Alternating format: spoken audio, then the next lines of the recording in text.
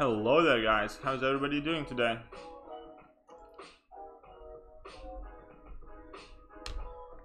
So today we're gonna start with 5.1 most likely, and we're gonna do a quick run through we're gonna see how far we get. Hopefully we're gonna get through most of it, and then we're gonna finish it off in another stream.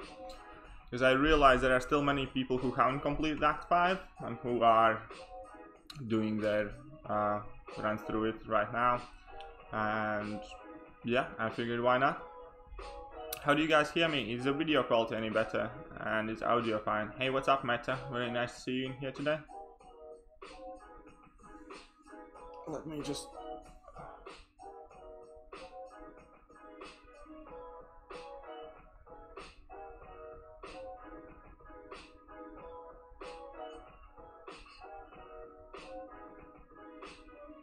Sounds great, that's awesome. Hopefully we have gotten rid of the lag too.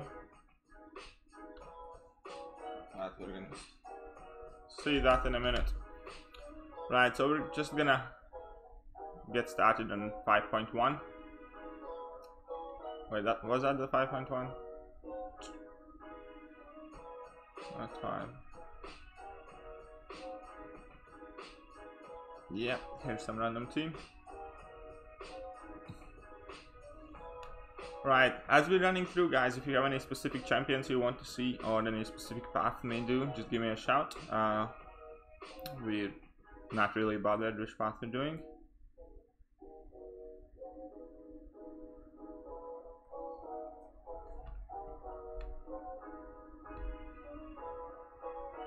How's everybody doing today? Did you guys try out map 7 yet?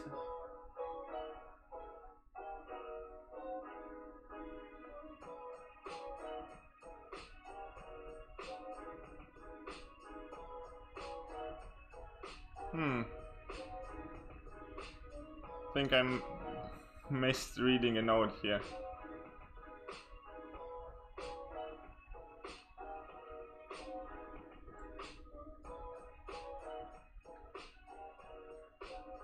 So, what's a global buff here then?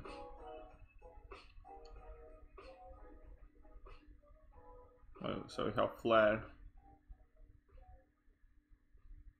Should we carry on? Suicide zone, flare. That should be fine.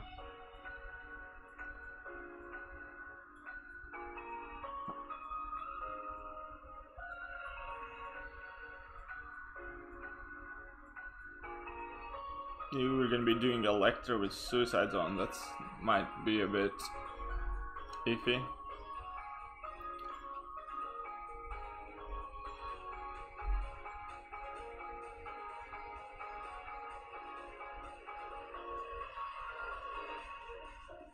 Come on, crit. That's...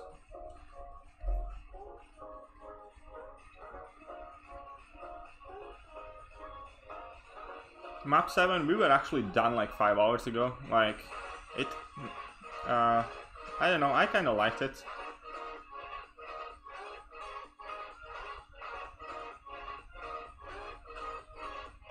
I mean, only thing that's really annoying about map 7 currently is everything is noded. Like you do like 1 or 2 fights and that's it. You need to wait to be unlinked.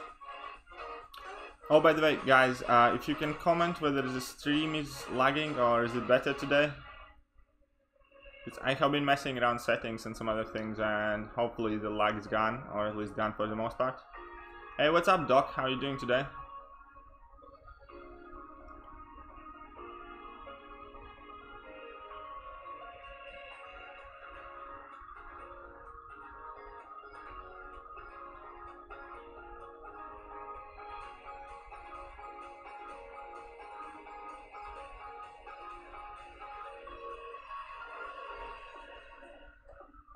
I had forgotten how easy 5.1 was. No lag so far, that's awesome. Hey, what's up Lenore, how are you doing? And I'll be so happy if we have finally gotten rid of our lag. It's gonna be amazing.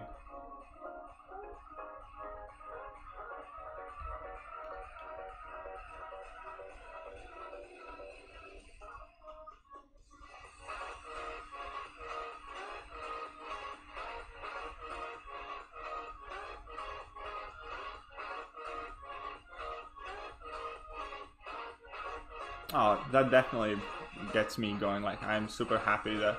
Which quest is this? We're starting on 5.1 and we're going to be running through entire Act 5. Whether we finish on this stream or some other one, we'll see, but we can see how far we get.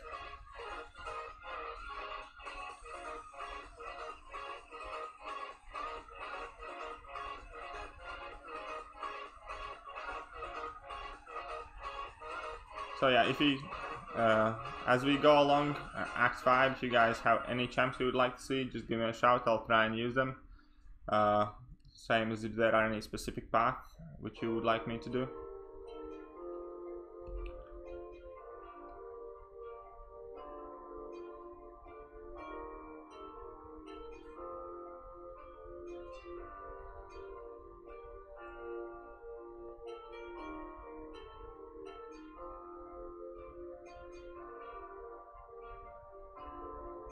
And do you crit? No, you don't.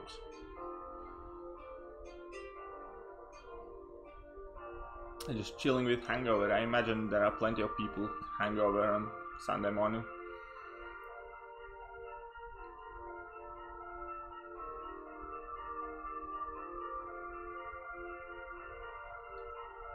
So guys, have all of you finished the Captain Marvel quests already? Ah, I shouldn't have brought in quite, I wanted Cypher.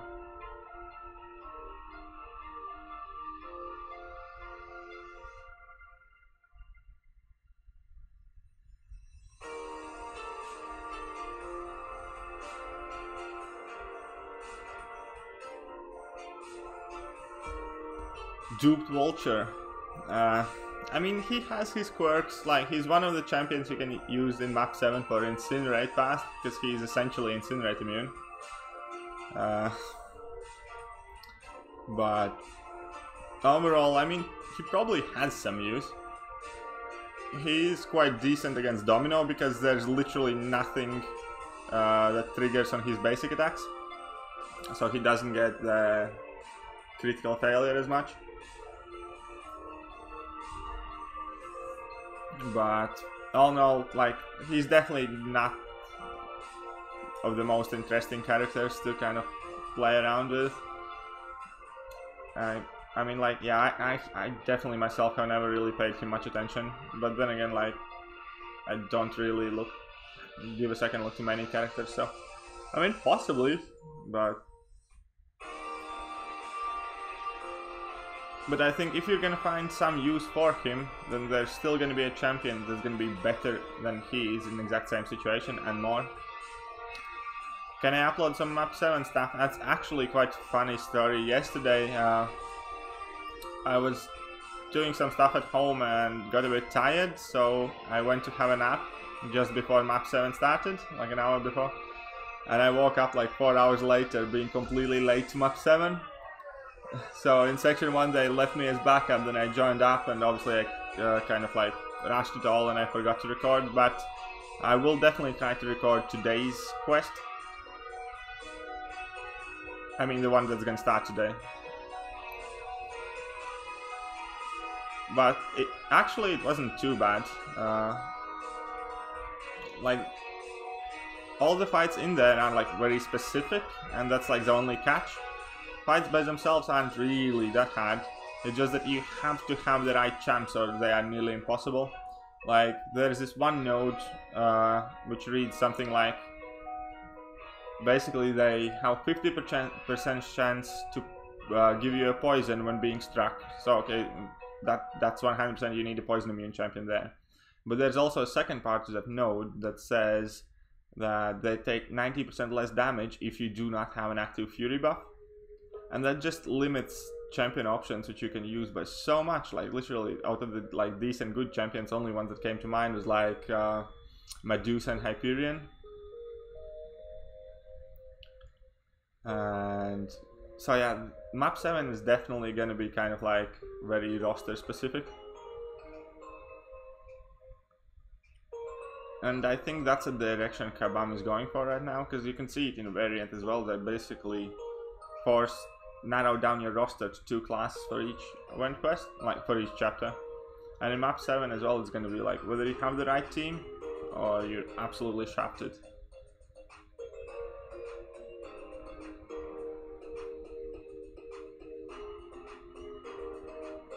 So yeah, but yeah, I'm sure there's gonna be some map 7 videos up today already, and I'm gonna try and make mine about day 2 and post it, well, possibly tomorrow, if not then on Tuesday.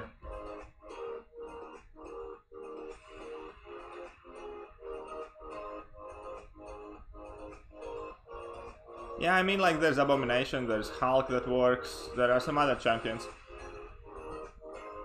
Hey, what's up, Bob Lala? How are you doing? Howard isn't in sight yet.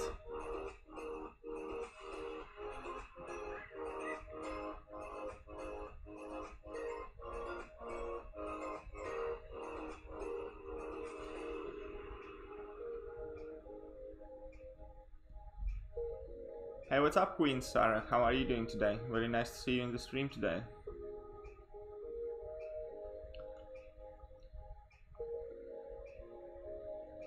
Hey, what's up, Thanos? How are you doing?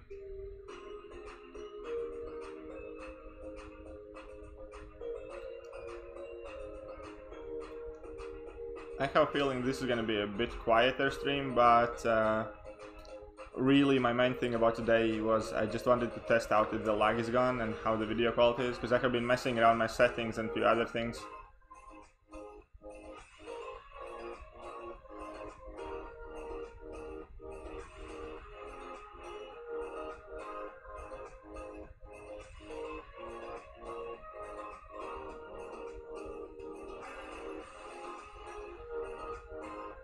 We double dash back, and that's got us screwed.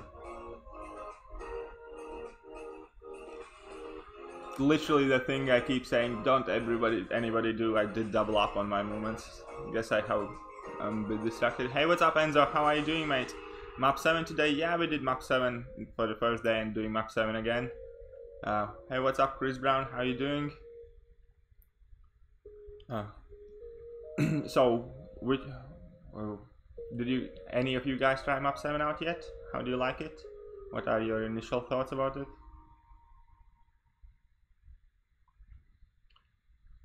For people that still haven't checked it out, I released a Quake video like an hour ago with showing my hand movements and also kind of like giving a bit of explanation what I'm doing, why I'm doing it. So if you're interested in Quake play, then be sure to check it out.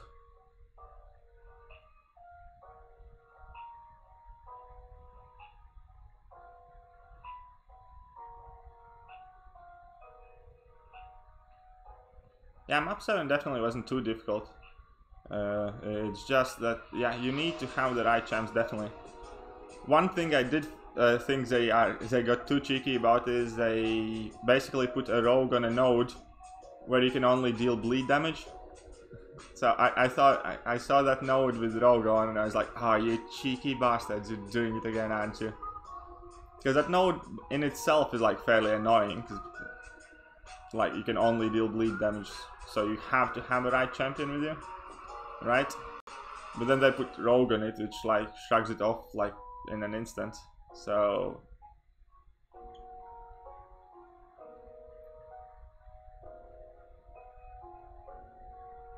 and yeah, the links is my biggest issue as well with it.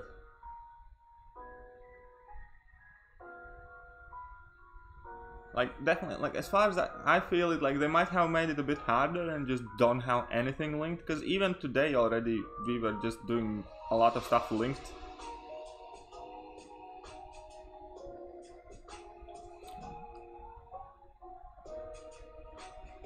You did map 7, 5 today. Like, video was great. You're just doing map 5 because it's 6-8 prestige. Hey, what's up, Narmada Panda? How are you doing?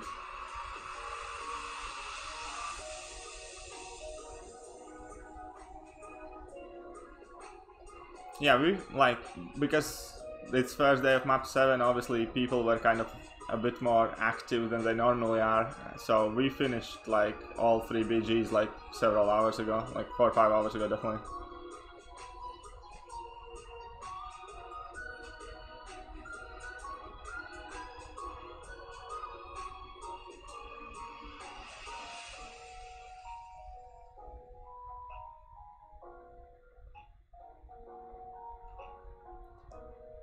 because of map 6, like I mean the old map 6, which they changed a couple months ago, I absolutely hate Black Bolt.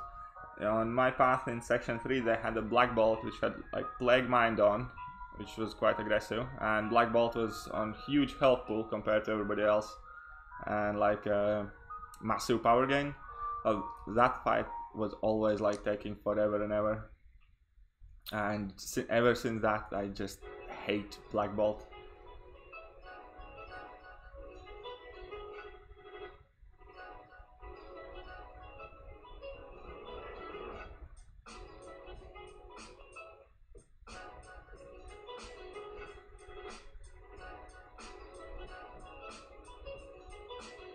Like now they have put Corvus on it, and for some reason I prefer fighting that Corvus a lot more than I prefer fighting Black Bolt.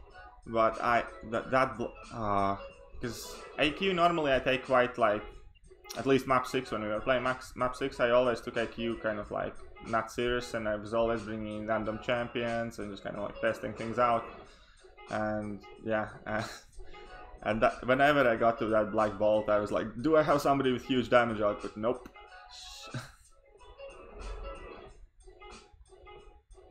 But it's okay now that I put Corvus on there that I'm probably never ever gonna fight again.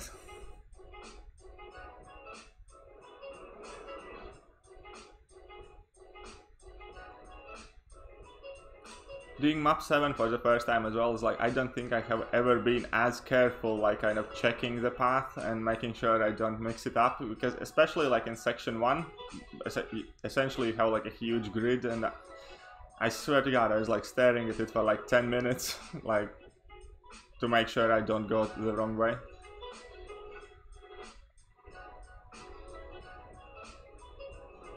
How good is Duped Scarlet Witch today? She's still good. She's definitely, like, if you're still playing 4 stars, she's still amazing. She's one of the best champions still in the game. Did I record map 7 fights? No, I didn't. I was just telling earlier about it that, funny enough, I happened to oversleep yesterday because I decided to take a nap just before map 7 started, but the nap accidentally lasted like 4 hours, so I woke up to like, I don't know, million line messages, people pinging me, people ringing me. They ended up leaving me as backup for section 1, so I only had a few fights there, and then we finished off section 1 and I was still kind of like sleepy and not, I'd say, not in possession of my full mental facilities, so I forgot to record several fights, and I thought like, nah, I'll just leave it for tomorrow then, and I'm gonna try and record everything today.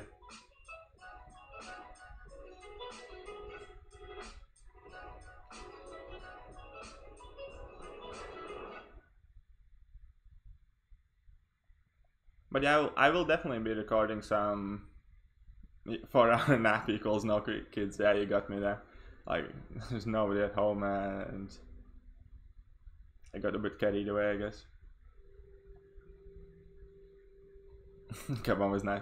Yeah, like, that's another thing that I really dislike, is that they made last 2 sections 10 path, and I also don't like map 6 that the last section is 10 path.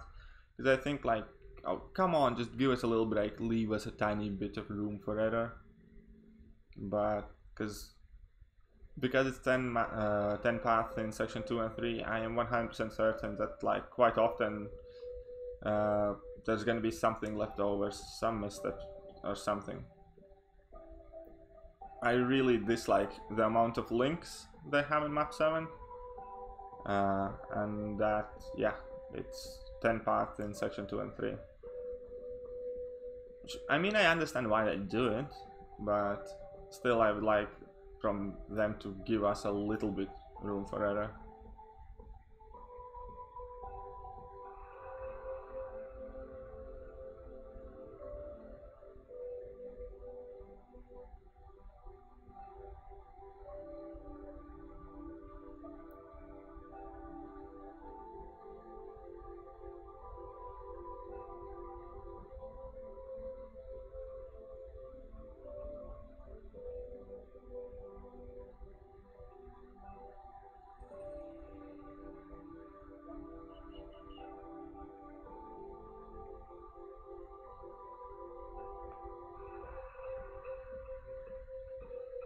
crap, I forgot. This is the same quest where we got whacked with Quake.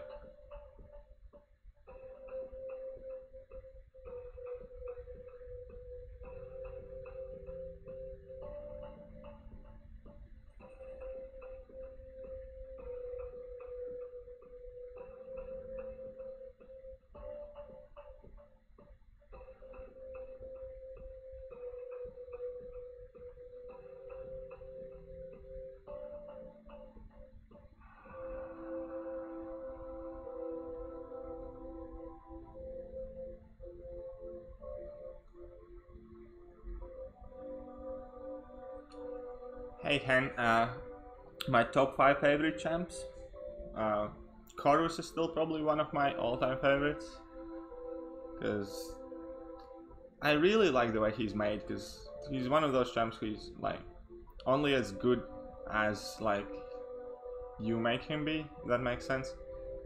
Like if you compare, for instance, Corvus unboosted with no missions to Corvus boosted on suicides with full missions. Oh, we messed up. Whoopsie. How did he get all that power? Okay, here we go. Anyway, so yeah, Corvus is definitely up there. Quake is definitely one of my favorites. What else I really enjoy?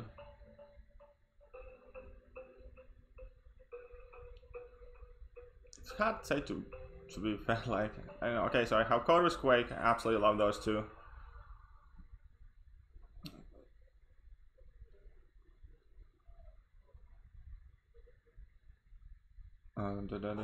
Lately I have been enjoying playing with Cap a lot more.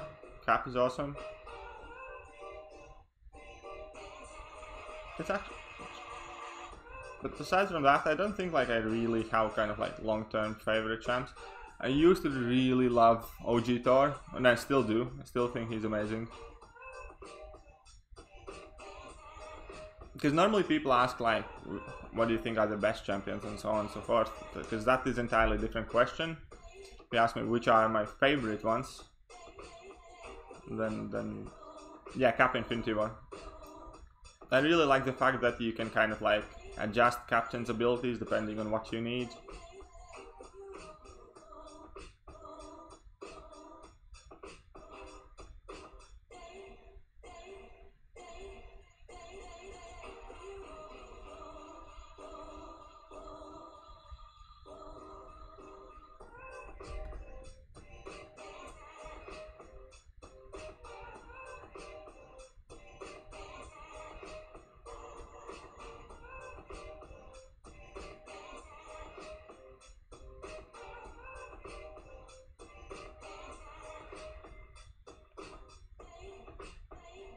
Should you try him in IQ without suicides?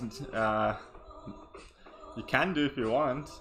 I mean, like, he's still gonna be doing alright for you if you're like playing on low prestige and gather some missions. But Corvus without suicides, I just dislike him in general. Like,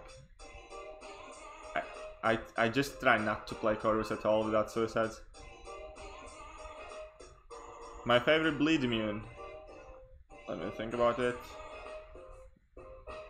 OG Vision probably. I really like OG Vision as well. Sentinel is awesome, but OG Vision is like kind of old school, original.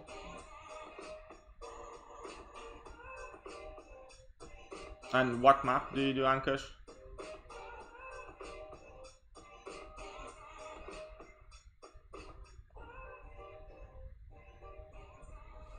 Actually, for quite a while I was really into using Luke Cage for AQ. I really like playing with Luke Cage. Then I just kind of one day packed my bags and stopped.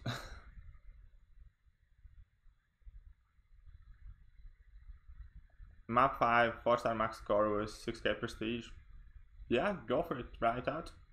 Shouldn't be too bad. We have some guys that use 4-star Corvus even now. Like, we had a guy legit taking 4-star Corvus for map 7.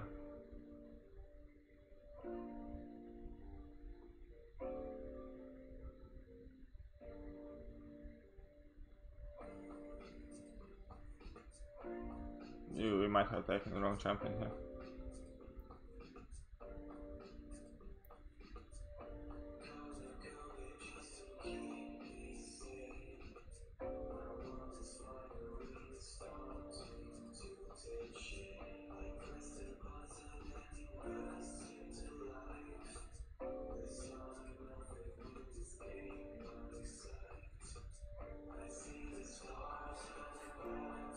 Yeah, I mean, 4-star Corvus can still do some amazing things if you like get charges on him.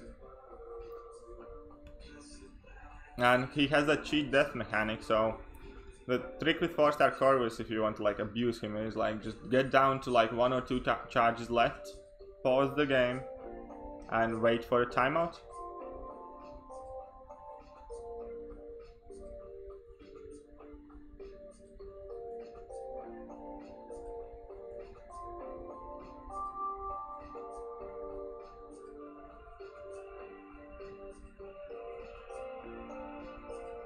Uh-oh. Might have messed up here.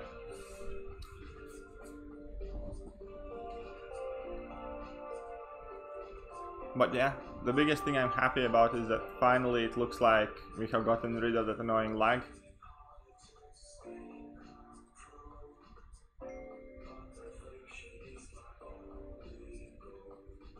Hey, what's up, Heisenberg? How you doing, mate?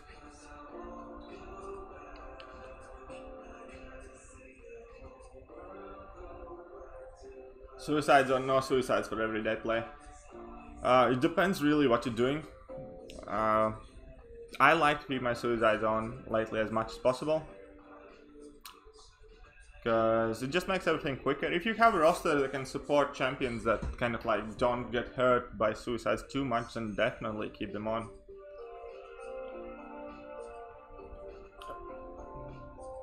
Did I use 4 stars for map 7? No, a guy in my BG did though. He used 4-star Corvus with like 3-star, 4-star Heimdall and the Quake.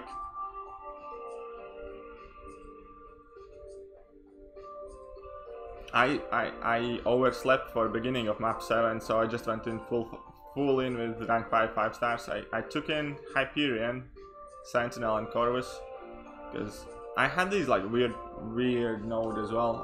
I forgot the name of the node, but essentially that's the one where you have a 50% chance to get poisoned as you strike the opponent.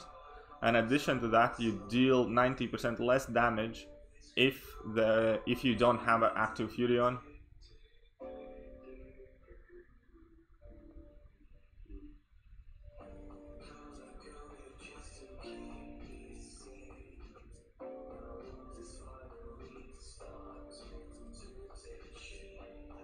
And Ambush, it's not just like if high damage on basic attacks, it's like so many other things like that make or break champion or suicides. For instance, Magic is essentially immune to recoil, so she's good at suicides.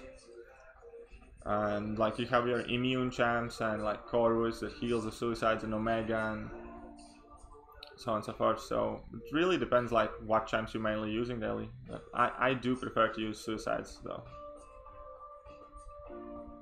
And yeah, that's my biggest beef with map 7 as well, is like that there's just so many linked nodes. You literally can clear only 1 to 2 fights and then you have to wait for somebody to unlink you wherever you are.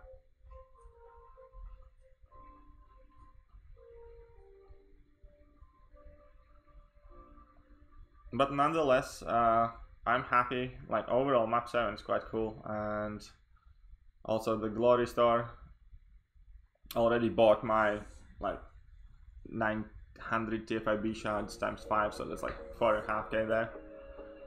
So I imagine that is gonna help getting many TFIBs quicker. I'm probably gonna be doing a new rank 5 or maybe a couple of them, because I was waiting to see what I'm gonna be doing map 7 and how does that one look like. So now map 7 is out, I don't really have any reason to stall my rank up, and I'm on like 5 TFIBs and some change, so I can easily do a few.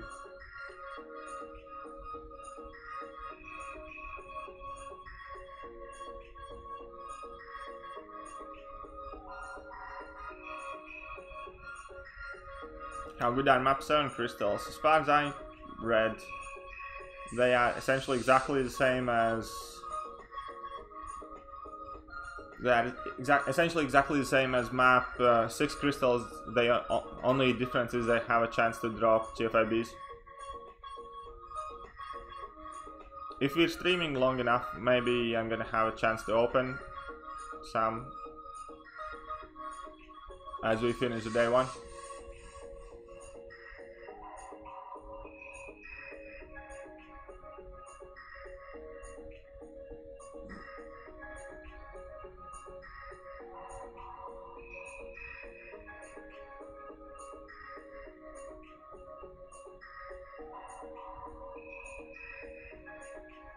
Ooh, this is live transfer path. We like live transfer.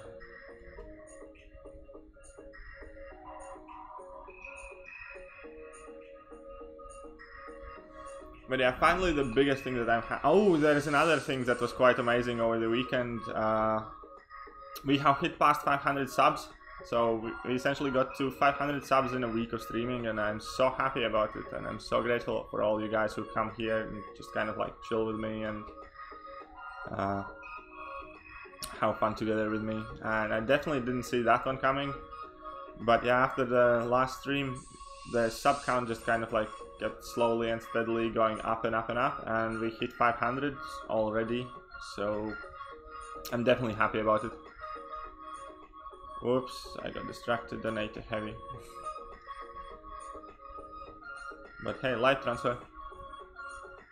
Live transfer should be global node. I think that's pretty much everybody's favorite node. I absolutely love that live transfer. Only problem is live transfer absolutely wrecks Quake. Is it starting to lag hard?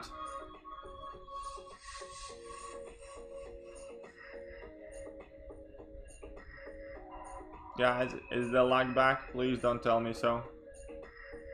I was doing a test stream earlier today for like 2 hours and like kept it on private, and it just kept on going alright.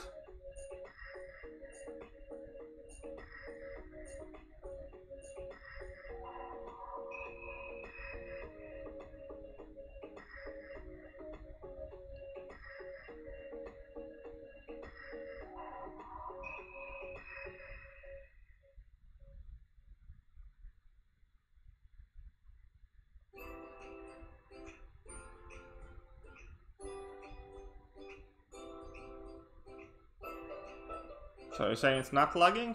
Oh, that's good. That's so far in my channel. Oh, great, you got smacked.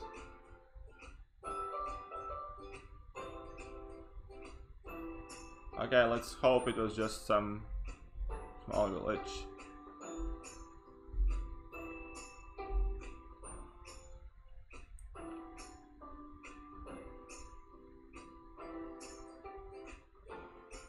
Okay, we're still gonna keep working on the settings and stuff, and I'm gonna have Ilak come and check some settings with me, because yeah, that is definitely really annoying.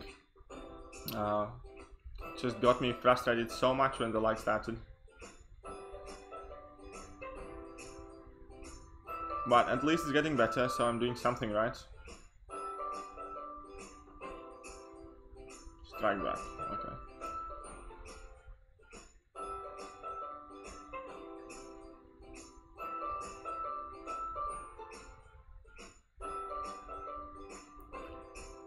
I almost forgot, when is the new AW season starting? It's quite soon, isn't it? It's like Wednesday or something.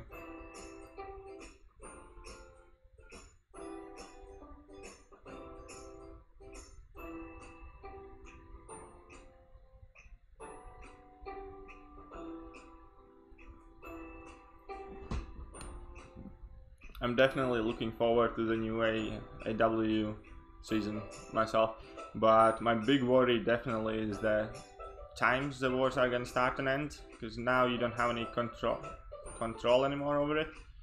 So like our today's war finished already like a few hours ago, and that's normally the time I'm still at work, so definitely I'm gonna have to kind of like play AW and work, and that smells like trouble, definitely.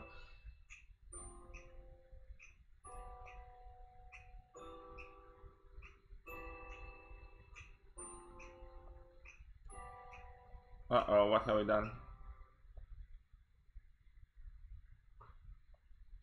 Come on. Ha! Barely.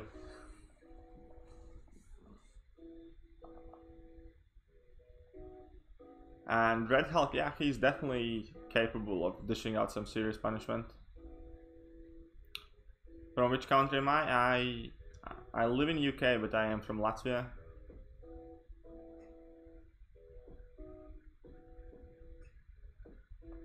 And yeah, I think there will be many people who are going to struggle a lot with new AWs. Like, I'm 100% confident there are going to be some people who need to like change alliances because of it, just because there are people who work and don't have access to their phone during the daytime. And if that's the case, like, I don't know, it just creates so much problem.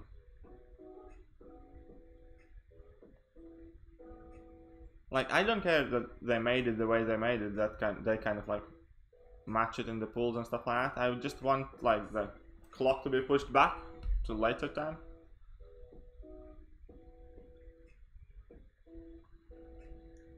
What you need Tier 4 Science CC format?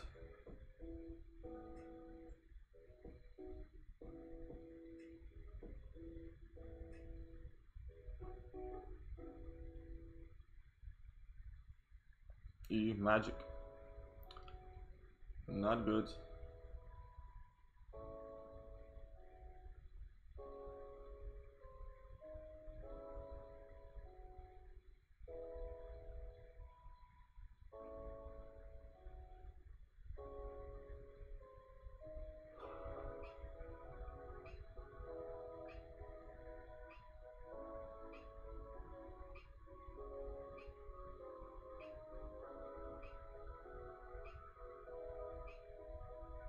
I butchered that one.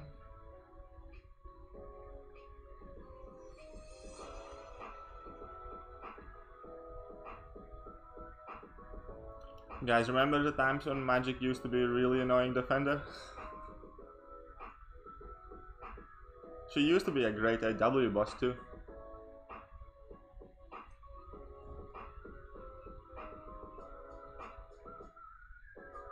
You haven't finished the last two AW because of the timing. Yeah, it's definitely gonna take some adjusting to.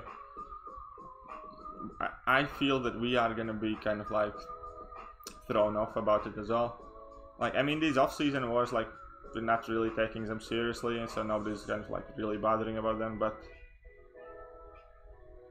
when it's gonna be like tight wars in season where everything has to be coordinated, it's definitely gonna give us some issues too.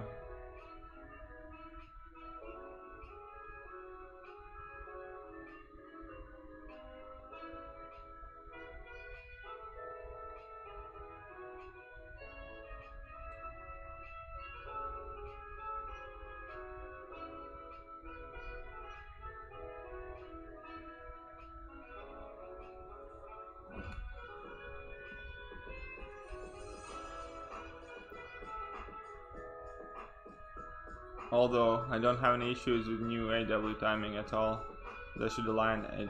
Now the thing is, like, they can't make us all start the war at exactly the same time, or that would crash the servers. So they made it to be in a smacked from get-go. So they made it like that all the wars are gonna start within a 4-hour period. But what they should have done, as far as I'm concerned, is to make it later. Like, they can do exactly the same thing, just push it back a few hours at least. But that thing again, that's like very specific to me and my situation, and it might not work to many others. And having lost all the control about when the war starts, as in, like, the thing that makes it worse is because you are never going to be sure exactly when it's going to start, because you have 4-hour window when it starts, but you do not know when. Like, when within those 4 hours. My alliance is going to get Quake nerfed. I'd hate to see that happen, and I don't think anybody's going to nerf Quake. If anything, they're going to do some indirect transfer and spam True Strike and stuff like that everywhere.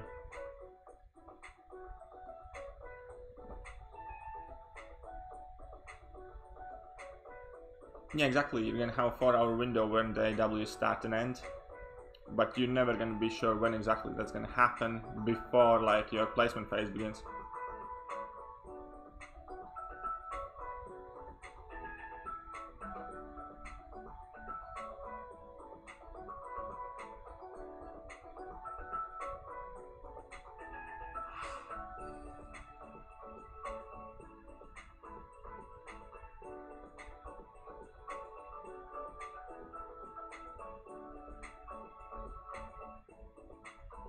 Can we still evade his? Yep.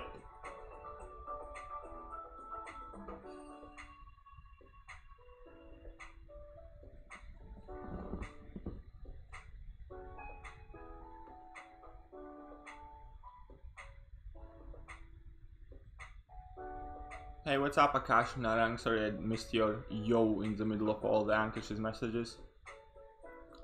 Talented, whereabouts are we?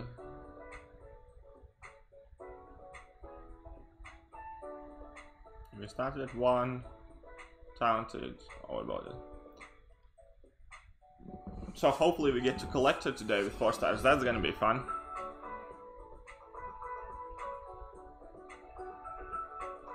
Yes, Joseph, that's pretty much exactly why it was designed the way it was. Just to kind of like prevent colluding and stuff. But at the same time, it was a bit of a method that kind of lets you to take, I don't know, a gun to a knife fight.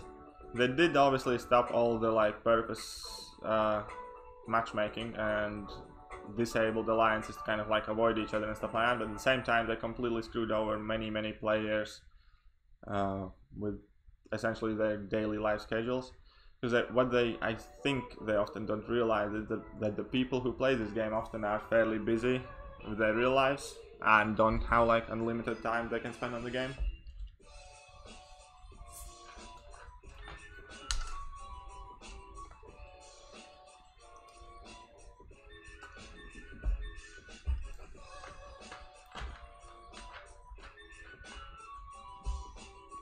And whether the new AW system is great, well, we'll see. I mean, I don't have anything particular against it.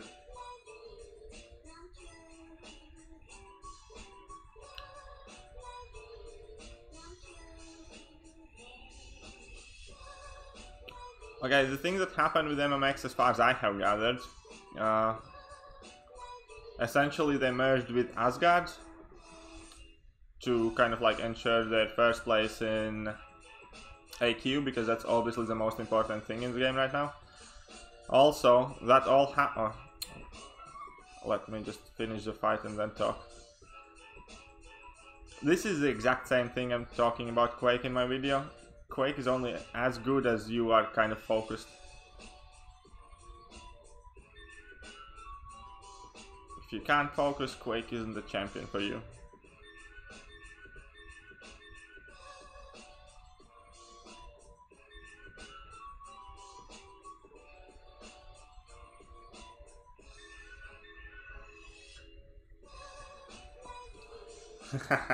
No, also what's interesting about it is though that basically MMX breaking apart happened without their leader being involved.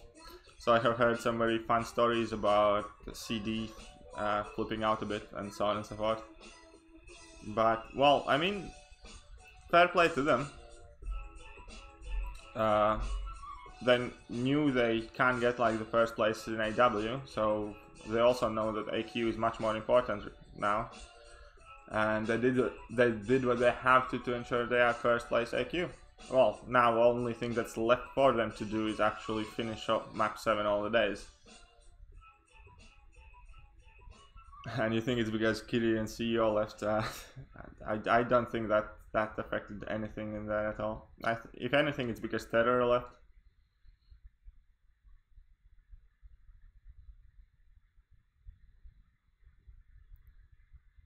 But yeah, like, for us, we are going to be definitely in like top 10 in IQ, but we also know we're not going to be the first. So we're not too fast what they are doing, to be honest. Like, NY is like awesome alliance, and we do have some whales and stuff. but the amount they spend, we can't even come close to. And the thing is, they're also gonna, if they have to, all of them are gonna rank up like Thor, Ragnarok, and Phoenix, and whatever they need to get the first place. And NY just isn't that kind of place.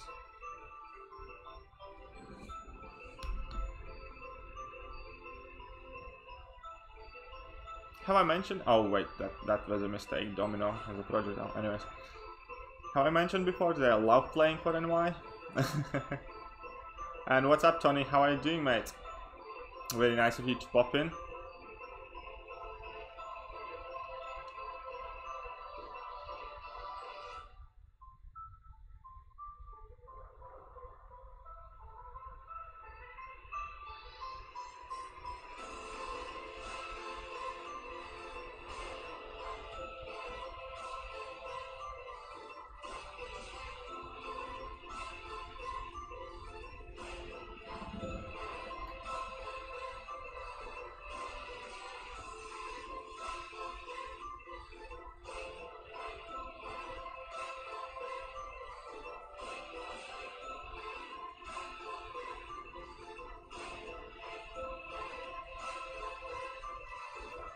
So yeah, what I think is also nice of Kabam what they did is that they made map 7 crystals available as milestone rewards. So even if you don't play map 7, you still have the chance to get some of those. As well as the fact that you can do split battle groups. I mean, like each battle group can choose their own map. So if all of you guys in Alliance don't feel like up to running map 7, you can at least still have 1 or 2 BGs do it. So they're being fairly flexible there, if not with map 7 design, so that's fairly positive from them. You want Domino, but greedy Kabam isn't giving it to you. Mate, I feel exactly the same. I do not have 5 or 6 star Domino, and I really do enjoy playing with her. I just can't seem to pull Domino at all, but it's okay. I'm grateful for what I have, so I need live stream from you. Domino 6 star S3. You mean rank 3? I don't think we can rank 3 anything yet.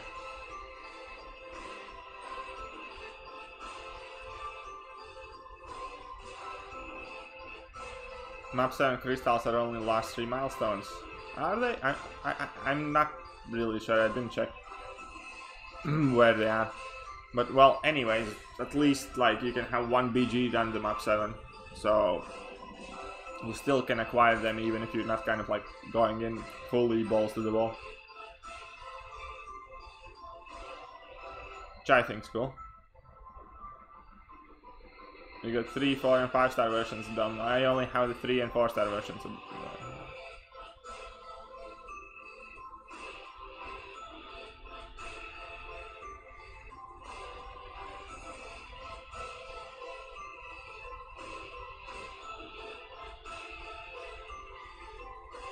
Oh, wait.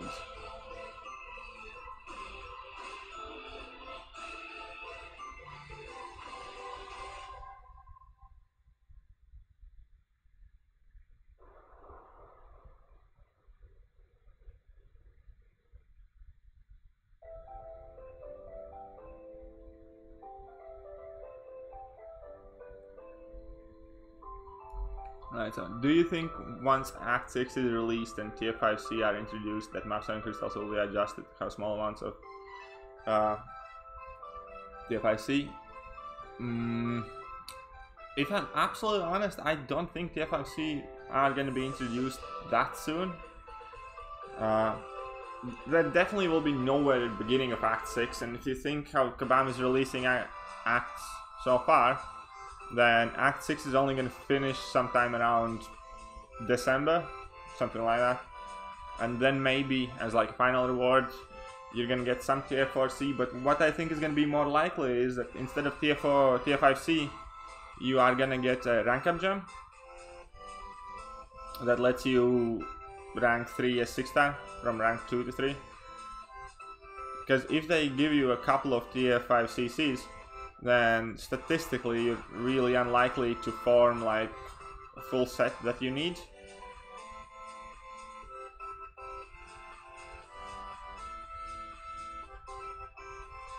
And yeah, I don't think you're gonna see actual tier 5 CC in Act 6. Like, I might obviously be wrong, just what I'm thinking. What I think is you're gonna get a rank up gem.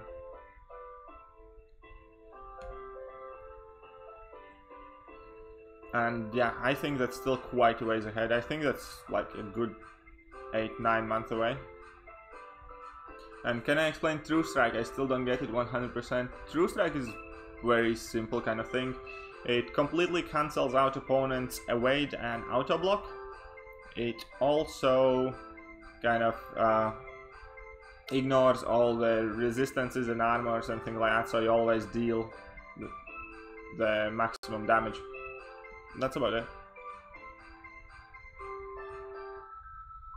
So it ignores auto block, evade, and like armors and physical resistance.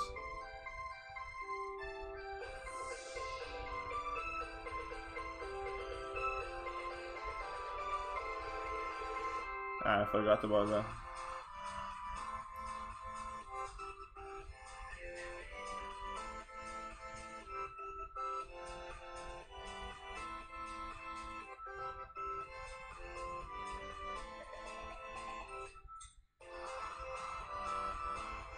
Yeah, Matt, and also like if you think about it, most people only have like under 10 6-stars currently anyways. Not to even mention that majority of the player base, vast majority of the player base, don't even have a rank 2 6-star. So yeah, I don't think tier 5 CC is as close as many people think it is. Like, to get from where we are right now to a point where people have a bunch of rank 2 6-stars and we are ready to actually rank 3 someone, there has to be like a huge deflation of tier 5B value and 6-star shard value from what it is right now.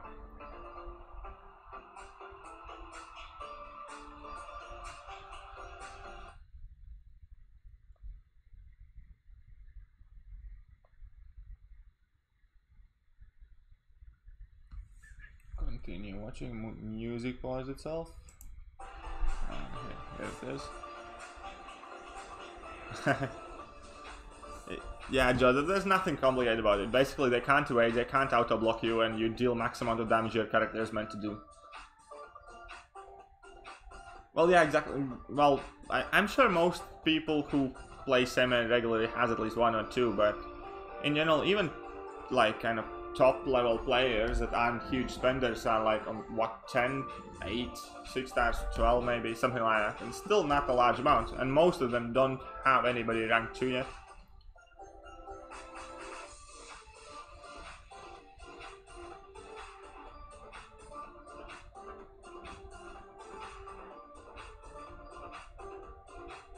Long-term goal is Master Alliance. Okay, then let me have a quick reality check on you. How many rank 5 5-stars you have?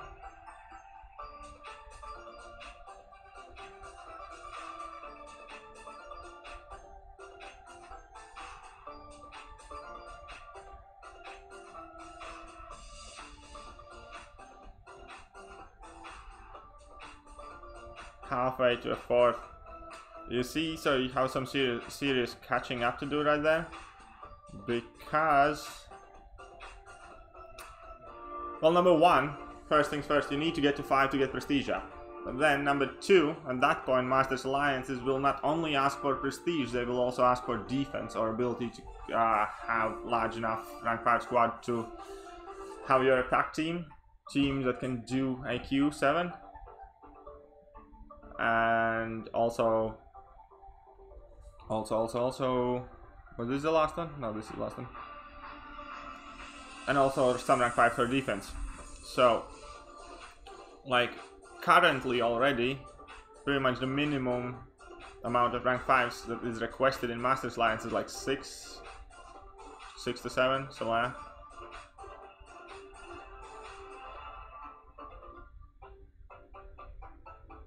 Hey, what's up, Ricochet? How you doing, mate?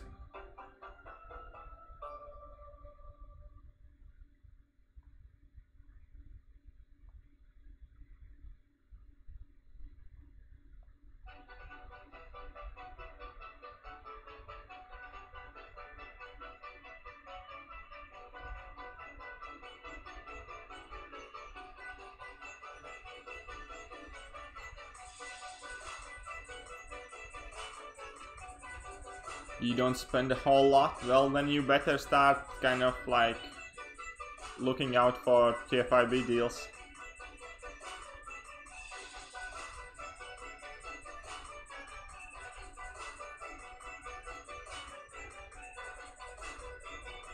Ooh, are we getting raided right now? That would be awesome.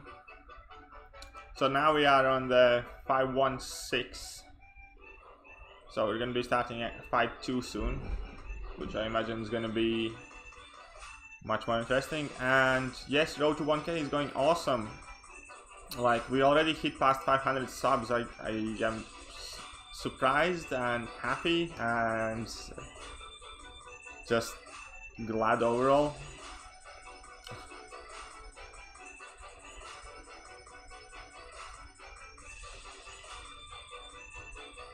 Like, yeah, I did not think I'm gonna get over 500 this fast. But I'm not complaining, definitely not complaining. Hey, what's up, Hentach? How are you doing tonight, mate? We're just doing some Act 5 run through using my 4-star champions. We're about done with 5.1. This is 5.16. And then hopefully we can get to Collector today.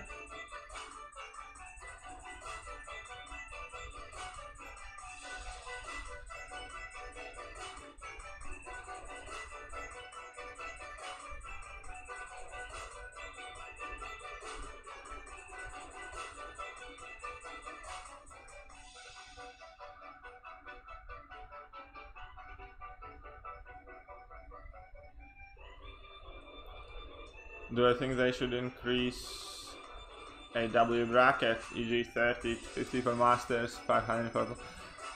Not really. What I think they should do is increase the rewards, and if anything they should separate the rewards for top 10 and bottom 10 in Masters bracket, because the difference between those alliances is huge. It's like really like night and day. When you have like your top 10 dying like on average, I don't know, sub 10, and then you have bottom 10 like doing much worse.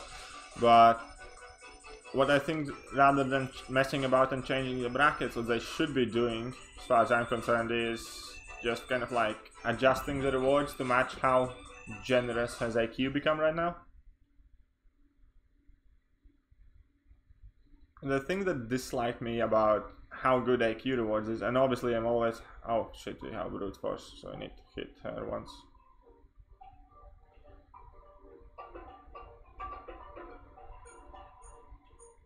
And that's how we get wrecked. Okay, now we completely butchered that one. Because brute force kind of threw me off. Like, you can use Quake against brute force normally still, but you just need to kind of like be sure you do tap her once in a while. But yeah, anyways, and yeah, I should definitely shut up when I'm using Quake. Back to my point, because AQ has gotten like so overwhelmingly like good rewards right now. Stop sucking. That as a comparison, if you get the first place in AQ, you still get more than an alliance that lands in like Platinum 1. Sorry, okay, so here goes the comparison. If you are first in AQ but finish in Platinum 1, in AW, you still get more TFIB than if you finish, let's say, second in AQ and finish first in AW seasons. And that's not even to mention kind of like, if you're first in AQ or top 10 in AQ, you're doing better like 2 or 3 times as well as if you're placing like Platinum 1 as an alliance. I think I'm failing to explain this, but the bottom idea is like AQ is so much far superior rewards wise than AW right now. Our alliance, when AQ rewards got announced, our alliance had like a bit of existential crisis even, like, because we were thinking like, is it worth to push it for top 3 now?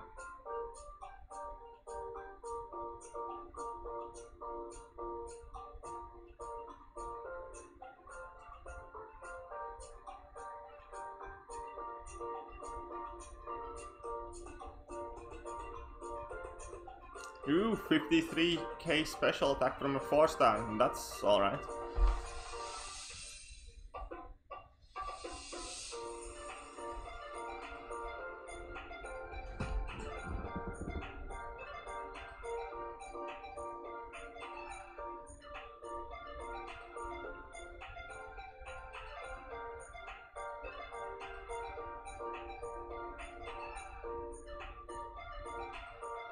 Yeah, I don't have a 6-star cap, I only have a 5-star, and I'm considering to rank 5 my 5-star.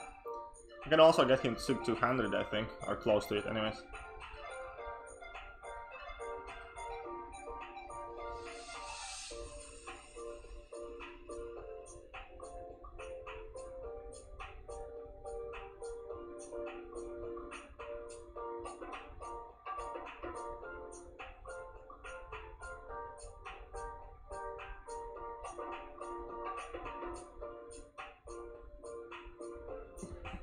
Right, the thing I hate is about a year ago player with a single rank 5 easily could platinum alliances and getting that rewards, and now players with even 2-3 iron gold alliances rewards will be buffed. Well, the other thing is like his game is constantly progressing, because if you look another year ago you didn't even have a rank 5, and my kind of leap to more competitive gaming happened at a time where you essentially didn't have any rank 4s, and you had to have one rank 4 5-star to get in a good lines. And at that point people were still kind of like rank 4ing unduped 5-stars and whatnot, and it's crazy times, like, but that's how the game is made. The progression over like a year period is huge. It just, you don't see it as that because you play the game day by day and you move forward like chip by chip.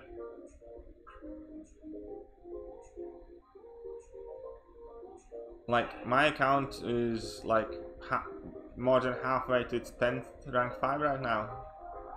That's like huge difference if I compare it to a year ago, where it was 1.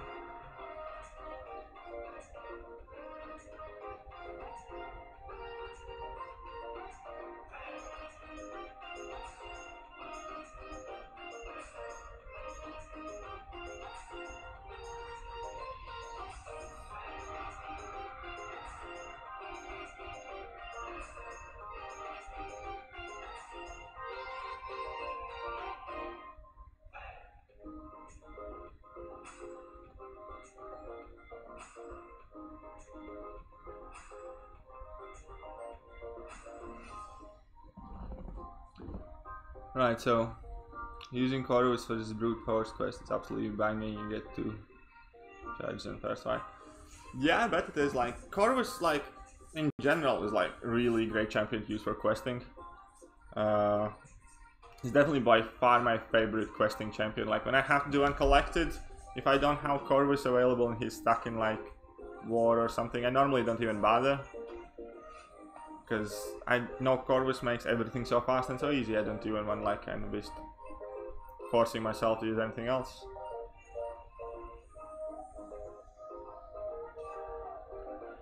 Yeah, because I do think Kabam is constantly lacking, like with changing the rewards to match the evolution of the game. Like how long they took to adjust summoner advancement rewards, and now they are even outdated because there is like no tier 2 alphas, there is no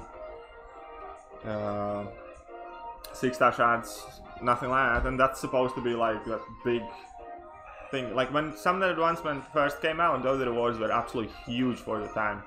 Now they are fairly irrelevant that I often even forget that they, like, I'm supposed to get them, or that I get them on Thursdays or something like that. I used to wait for a Thursday to get my summoner advancement rewards often, and now they're just kind of like insignificant in the grand scheme of things because there's no 6-star shards, or there's nothing really worth to be excited for. And the same thing literally goes for like your daily event rewards, even like your well, AW, like they have buffed, but now they're cute. Anyways, the point is they are often lagging behind like large amounts of time in updating the rewards, and by the time they do update the rewards, they are kind of like meh, like you're not happy with them.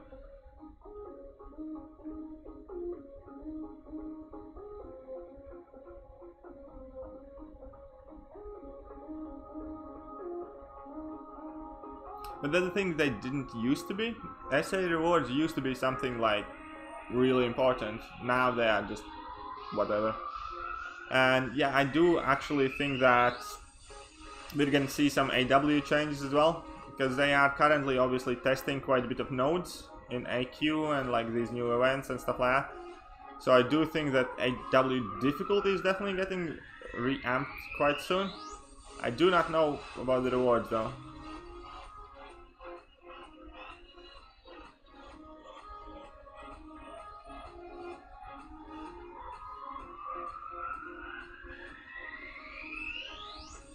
But yeah, I'm also kind of looking forward to them making AW harder, because current AW, like, I don't really find it challenging.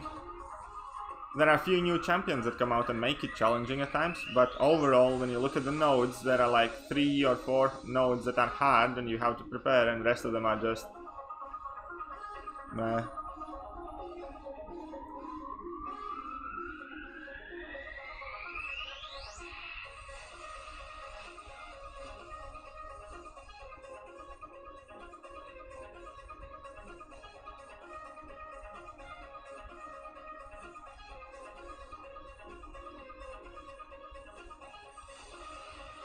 Yeah, exactly, like you have only been playing for 11 months. If you played 3 years ago, it was something huge.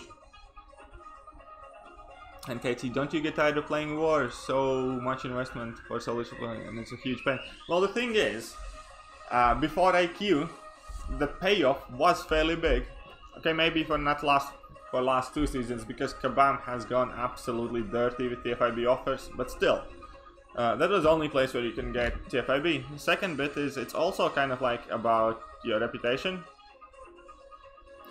It's like you want to be the first place, like don't you? You want to compete and show everybody what you can do and do well. That's another aspect of AW, because that's the only game mode where you compete against other players and other alliances. And it's like really competitive up there, and there are like all these line chats where people talk smack to each other, so on and so forth, and it's like a big part of what makes this game fun for me.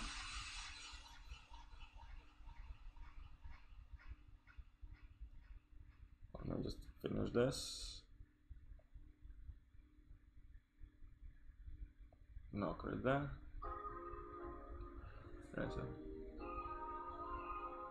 Oh, thank you very much, Alec, for letting me know. Thanks for popping in.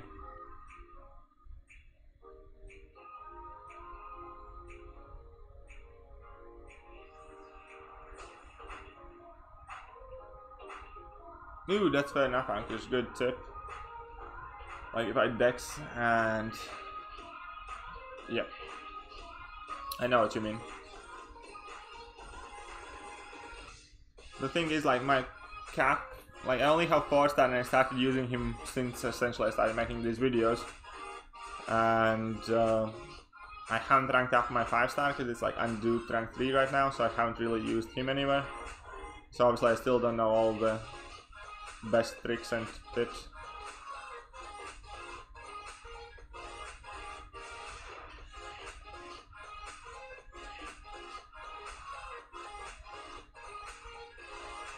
Laggy, oh, I hate that word.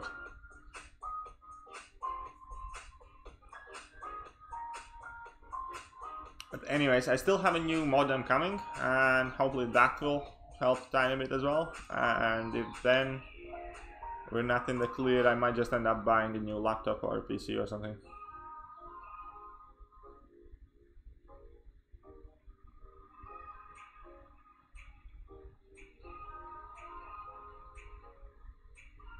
Ooh, I remember this cable was annoying and I took in Domino.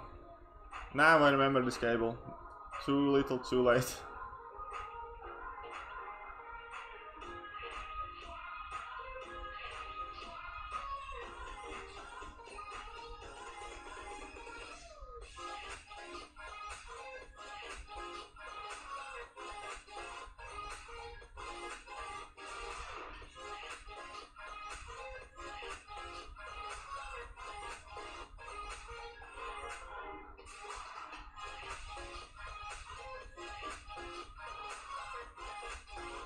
kind of interesting because I haven't touched Act 5 in so long ago. How completely forgotten most of what's in here, especially the earlier chapters.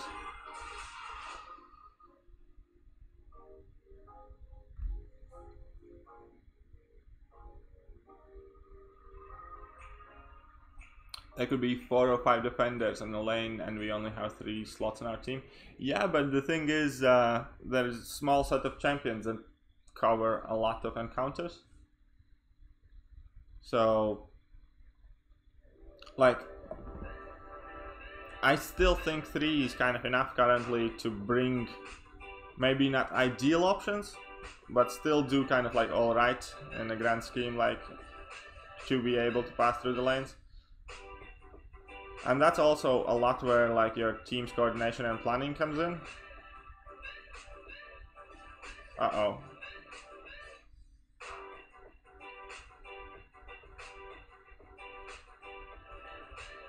I got smacked by that Archangel bleed.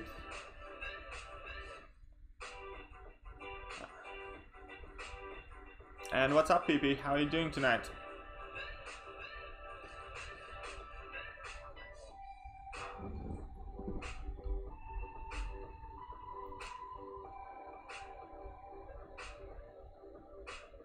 I think Kabam has been like quite good to us in the last week or so because of Valentine's and stuff. We got these like new events, which is fun. Map 7 just came. Act 6 is gonna drop sometime soon, probably. War season is starting as always, and oh, that's awesome. Anyway, so with this we are done with 5.1 run through. So now we're gonna be getting to more interesting bit in 5.2, I believe. You guys are gonna get to see how I get wrecked by Collector. Anyways, I'm gonna take a quick break to the men's room and I'll be back in a minute. Please do not go anywhere. It won't take long.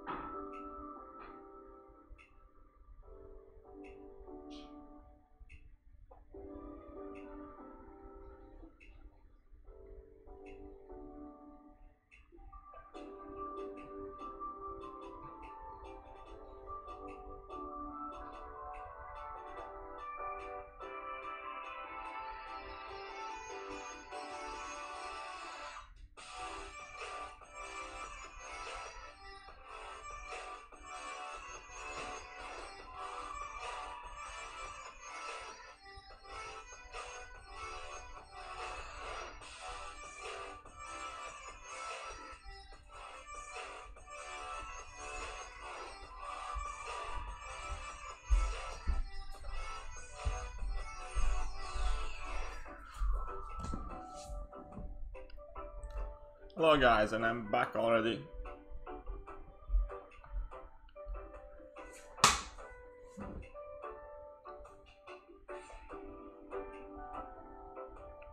You can't wait to see these collector fights. I do not. I think collector's gonna rate me with 4 stars, but just gonna go back in and see how we do. I remember 5.1 and 5.2 were quite alright.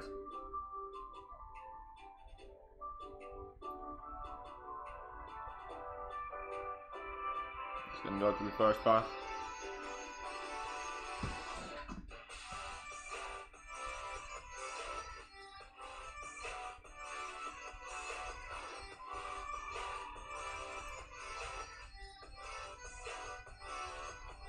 I'll try to keep stream alive long enough for us to get to map 7 crystals.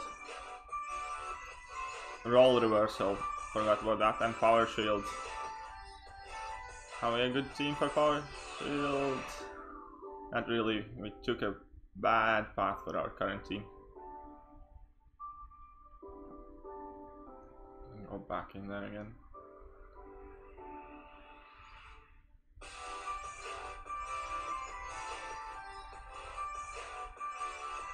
Oh, I got ambushed this time already. Fair enough.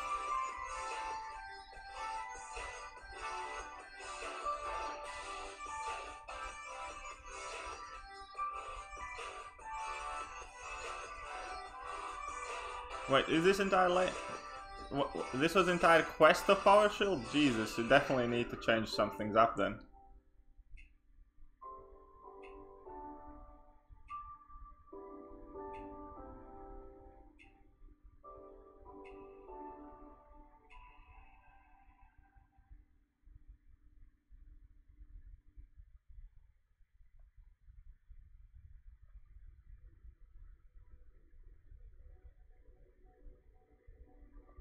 Yeah, we're just gonna be restarting this one, because if the entire quest is power shield, I definitely need to take a different team for this.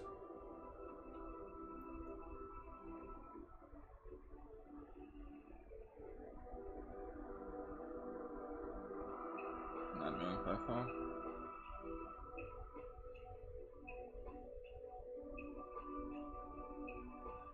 Any of my alliance mates using Ghost in map 7? To be fair, our alliance isn't big on Ghost overall.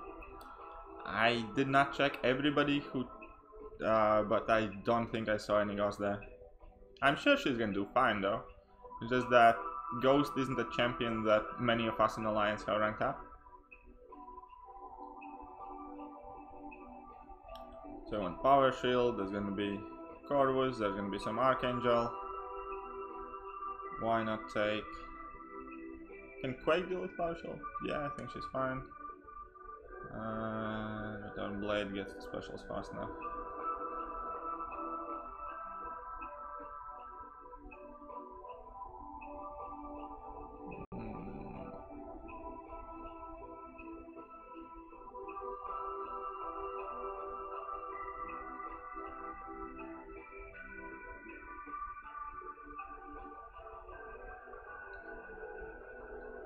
Yeah, let's go in like this. But yeah, I know this isn't gonna be a popular thing to say, but our alliance isn't kind of like rating Ghost too highly. I mean, like, she's still an awesome champ, but majority of our rank ups have been based for our needs in AW and our needs for AW defense and AW attack largely. So yeah, there's not many Ghosts over there. And I guess I can talk about it a bit more, because we had like a couple Ghost players who were decent and good with Ghost, and we had seen like them fight and so on and so forth, and they just kept kind of like struggling with the Ghost in AW, and that might be down to them. That's fair enough. They might not be the best Ghost players, but also then when we checked our defense and what kills we get in our defense, many of those kills came from people using Ghost, where answers like Corvus and stuff like that would have never gotten a defender kill. People still died, and they died using Ghost, and so statistically, when we checked out the numbers, it did look like Ghost is one of those champions that people are really confident with, but often kind of like get stuck. And what's up, Ham? How are you doing tonight? We're just chilling. We just started. We finished 5.1 and we're starting 5.2.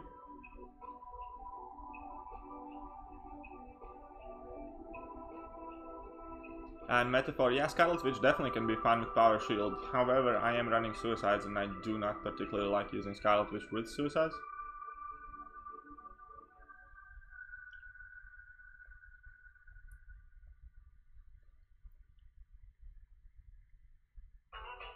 Yo, what's up, Paradise? How you doing, mate? Been a while.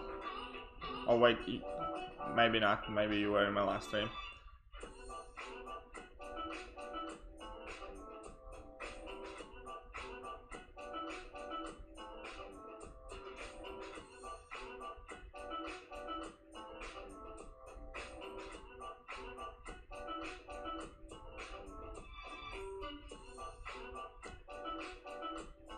Don't forget about the role reversal nodes.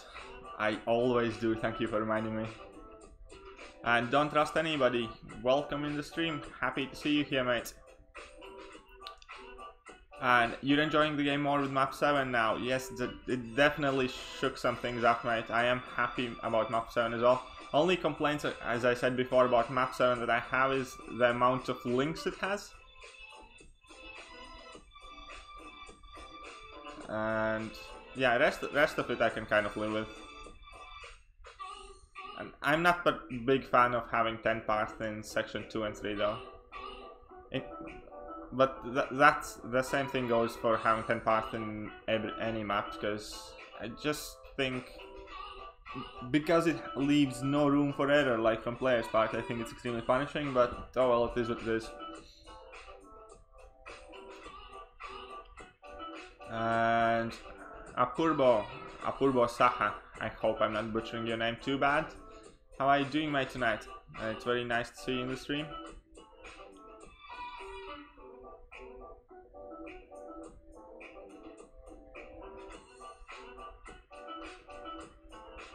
You're still trying to master Ghost. Ghost is definitely one of those champs that if you think you can play Ghost well at any given point, you probably need to practice some more.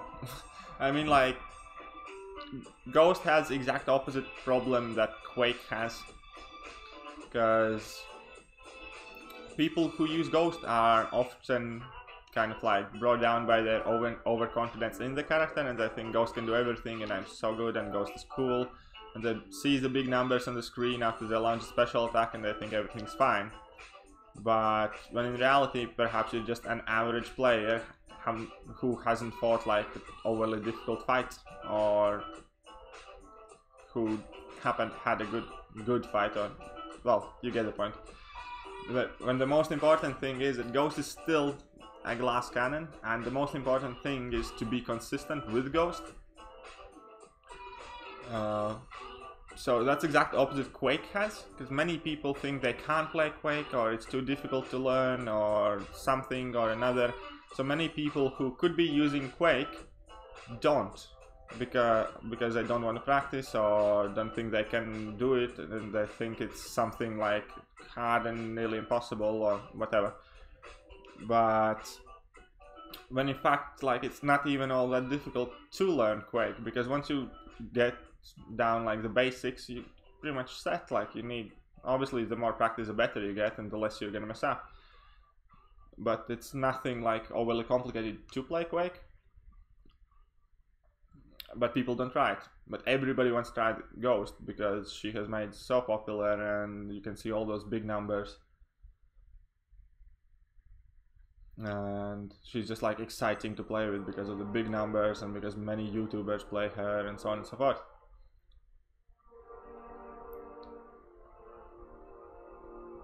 But I do definitely encourage people to try and learn as much of Quake play as they can, because Quake is an incredible character.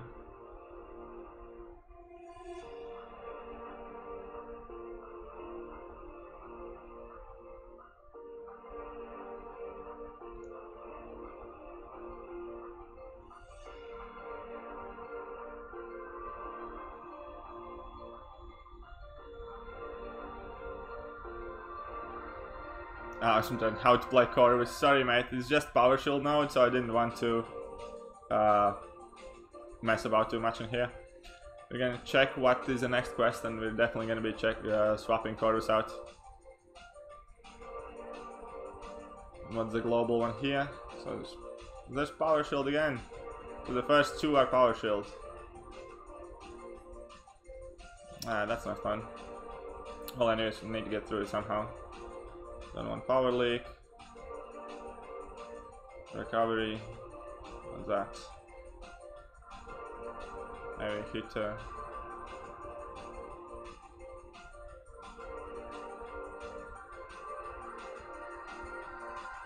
just gonna go somewhere.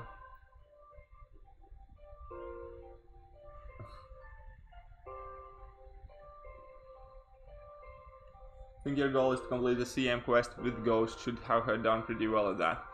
Yeah, like, all the best to you trying. That's definitely a good place where to learn her. Everybody needs to learn how to play Loki. In our next stream, when we do 5.3 and 5.4, we're definitely gonna see some Loki gameplay against Ultron at the end of 5.4.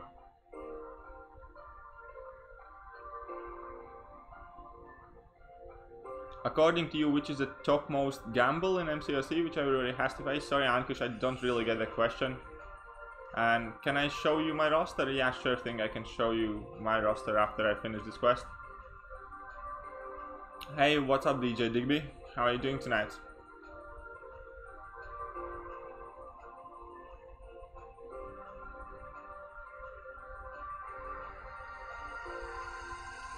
Now I got some more peeps coming in, checking me out, and that's nice. Thanks guys for joining in today.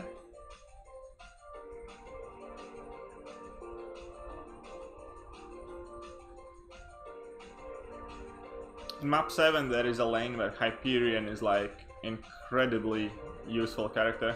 Because I have mentioned this node several times already before this evening, but there is this one node where they have a 50% chance to place a poison on you.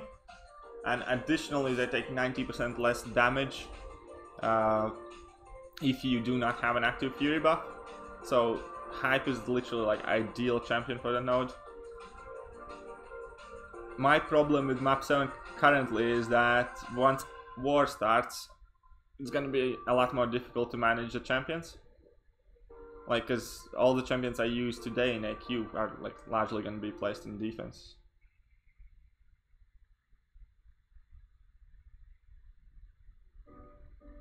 Loki is the best champion MCOC? Most definitely he is not.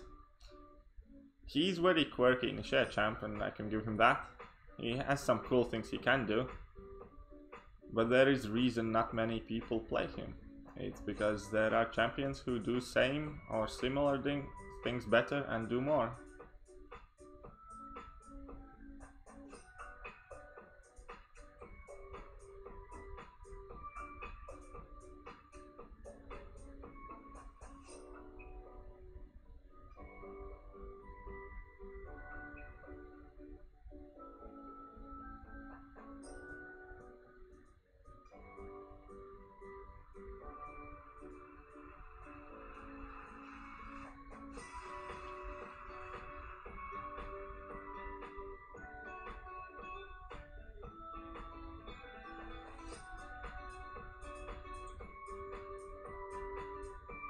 Don't you dare diss Loki, no matter what you say, Loki is the best champ in MCOC. I mean, fair enough, he might be your favorite champ. I'm not gonna argue, everybody has their own favorites, but arguably, I don't think there is a big argument for Loki being the best. But, fair enough. If you enjoy playing him, then fair enough, mate.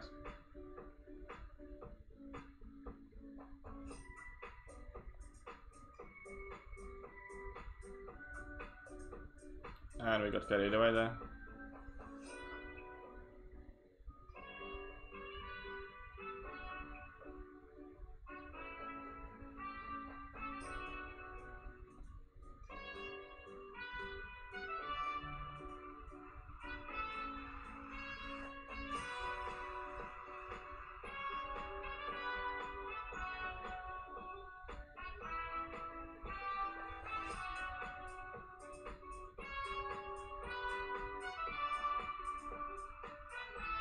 Ooh, we ran out of energy refills.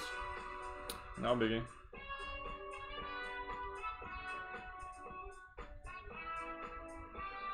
You're my favorite champ, you can't get her 5 stars. It's Scarlet Witch by any chance?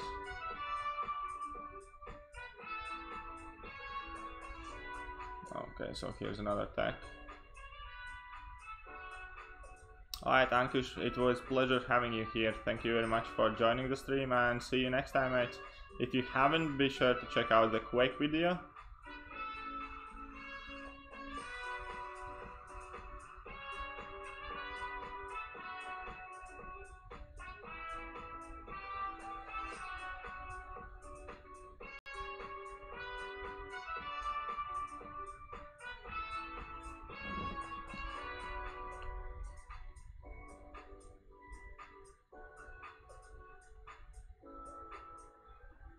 Alright, so now, after 5.2, once we finish this quest, I think it's gonna be Buffet and Masochism. So that's gonna be interesting, and then 5 and 6 are Bane ones. That's definitely gonna be a bit harder there. Let's just use Hype, should be faster.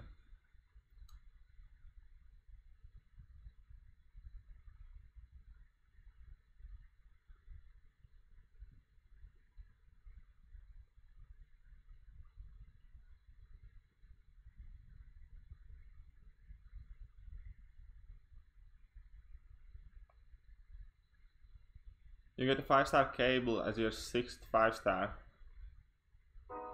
So you're just starting out, fair enough. You get Wasp, Hawkeye, She-Hulk, Spider-Gwen, and Spider-Man Symbiote, and Ant-Man, who you should take to rank 3. Out of those ones, I think Hawkeye is the one that's gonna help you the most clearing the content. I still think Hawkeye is extremely good champion, even in today's game. He's extremely simple to play with, and really good at what he does. So I think definitely take up your Hawkeye there. I mean, Wasp is cool, but she's like more niche kind of champion. But Hawkeye is definitely something that's solid, easy to play with, and really effective still. Oh wait, we didn't have any deep wounds in, so Blade isn't gonna be as good.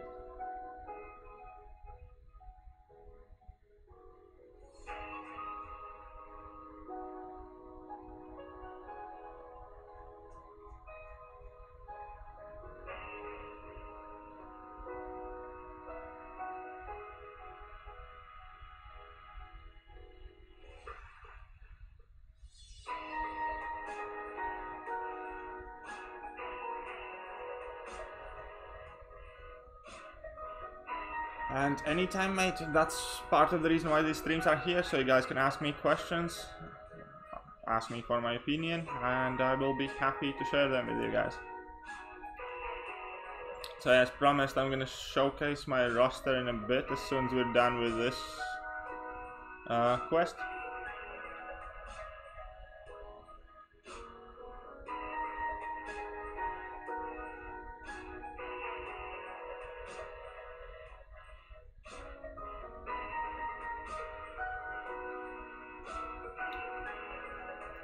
Archangel is a champion I have a really funny story with, and it's kind of like super silly as well. So anyways, I really liked Archangel ever since he came out, and I thought he's like really cool. And I went for him in Featured Grandmasters, I think, and I never got him. And so he was one of those champions that kind of I was always jealous to see in other players' accounts, and I didn't have mine, and I was still like using my 4-star for a lot of content because he was great. And then after a while his Featured Grandmasters came back, and I think I spent total about like 10 Odins, maybe 12 Odins to try and get Archangel, but that was already a bit later in the game.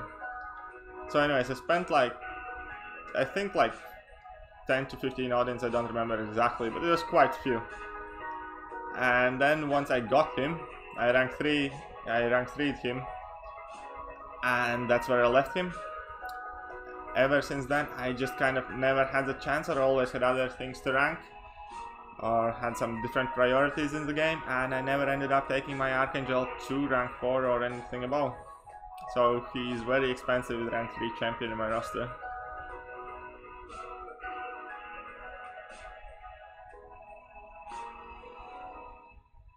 who would I rather have, War Machine or Joe Fixit as a 5-star? 100% War Machine, because War Machine has a unique L1. His bullets are the ones actually being unblockable.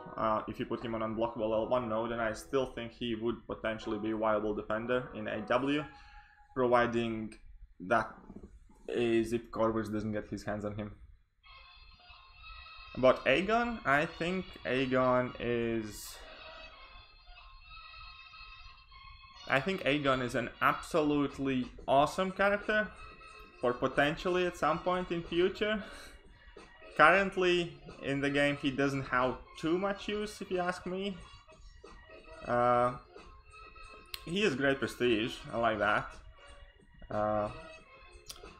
He's like, one good use I have found for him is that he can kill the Thing boss quite easily, but then to be able to do that you kind of need like your entire path rolled out.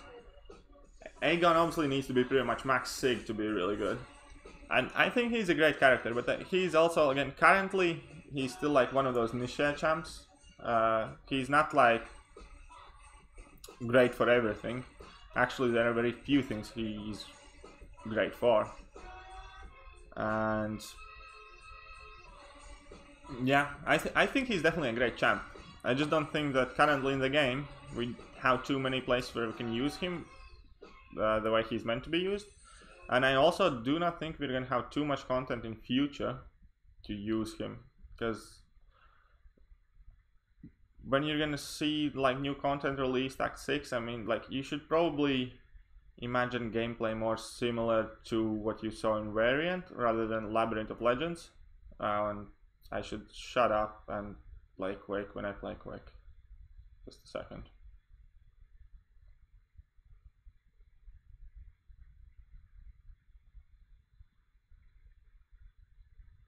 That started. Sorry about the pause in music, getting it right back.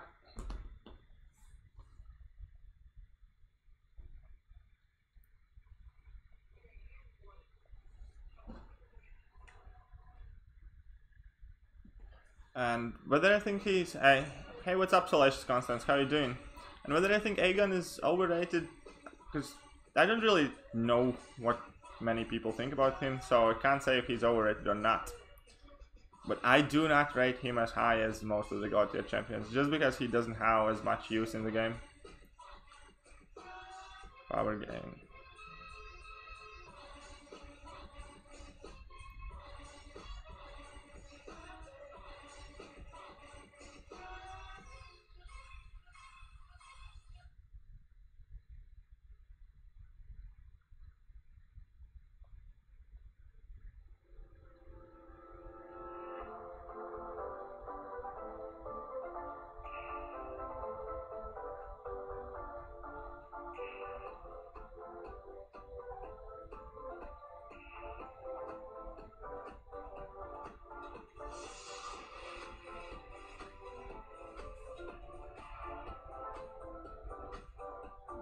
Element, who is better option as a 5-star rank 5? I'm actually struggling in between the same exact decision. I love both of them, and I'm considering which one I want to take to rank 5. You will definitely see a rank up video that answers your question, but I'm not sure about that yet.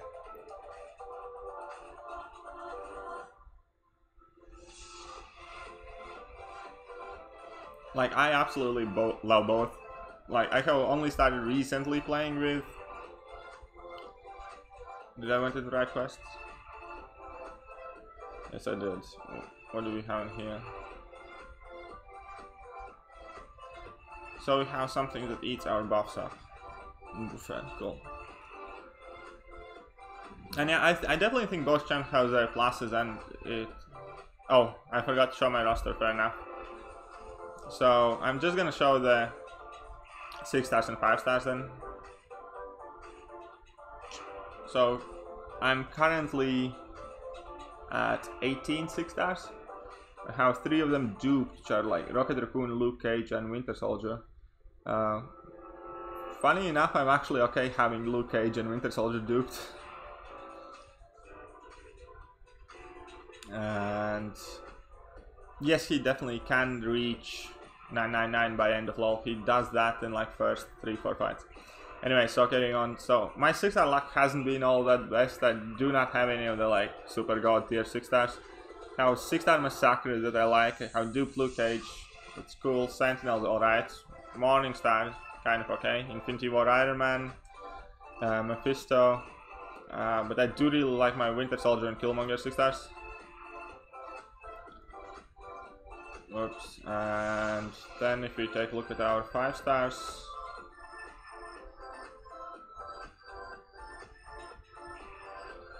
We have 7 rank 5 champions. We have Corvus, Sabertooth, Blade, Sentinel, Medusa, Magic, and Hyperion. And then we have like 14, 15 rank 4s, I think. That's 6, 11, 12, 13, 14, 15 rank 5s. We have like up until Guillotine is rank 4 champion. And then a bunch of rank 3s. Where I do my rank 3s. And I think the Dark Hawk is the last rank 3, maybe, possibly. And then the rank 2s and 1s. And yeah, that's more or less it. I am sitting on quite a bit of... And yes, Blythe did rank 5 his Massacre. And he likes definitely ranks Massacre. Omega, I think Omega is absolutely amazing. He's definitely one of the top end champions in the game. But yeah, I'm sitting on a bit over 5 TF5Bs. And I have a chunk of catalysts that I need to use. I'm sitting also like 25 tier 12s, I think, something like that. Anyways, so there's definitely going to be some rank up videos coming up soon. Anyways, that's all about my roster.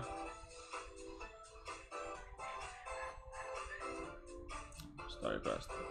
Omega, I really like Omega because I also love the fact that he's really good with suicides. He's essentially double immune, well, almost. And yeah, from what I have seen, he's definitely really cool.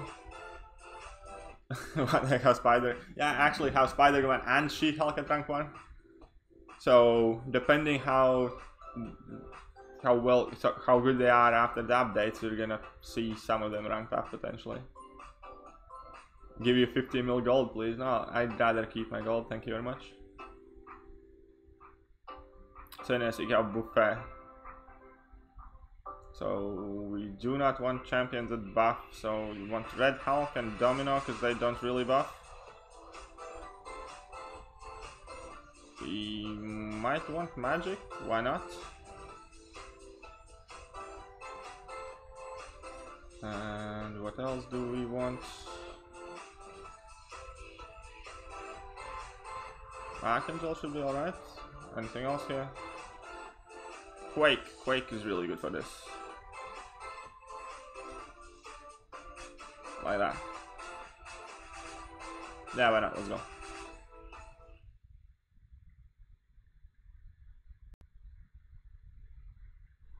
Yeah, I hope so too. Like, I definitely like Spider-Gwen's new level 1. It's quite quirky and enjoyable.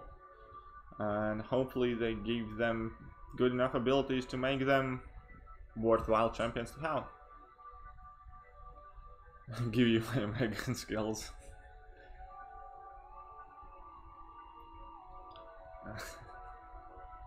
Okay, so we're just gonna do the inner circle here. Can I show my 6 stars? I just did, mate. I'm on 18 6 stars.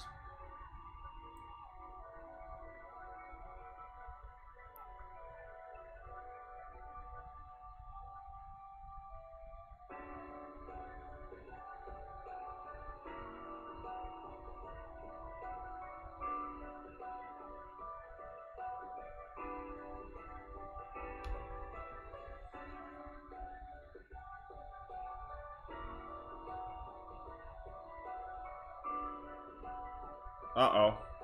We missed that level 2 start like you did. Anyways, let's just... Nothing happened.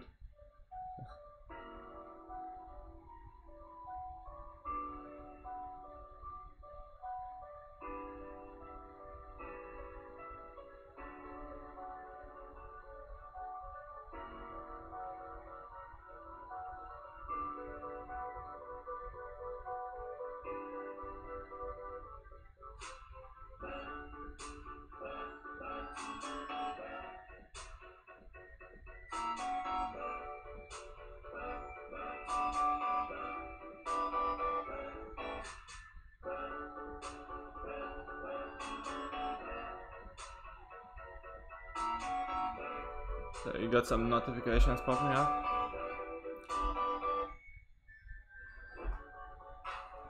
I probably get this question a lot, but how is it being in the top alley in AW? I absolutely love it. Like, I genuinely really like being in NY.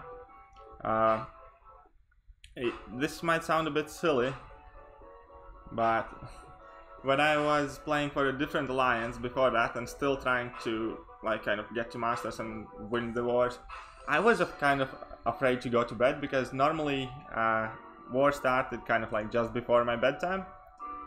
And pretty much every morning when I woke up, we were losing in death count, and I had to kind of like, and I was officer in that alliance, and I had to kind of like chase people around a lot, like have a go at people, so on and so forth.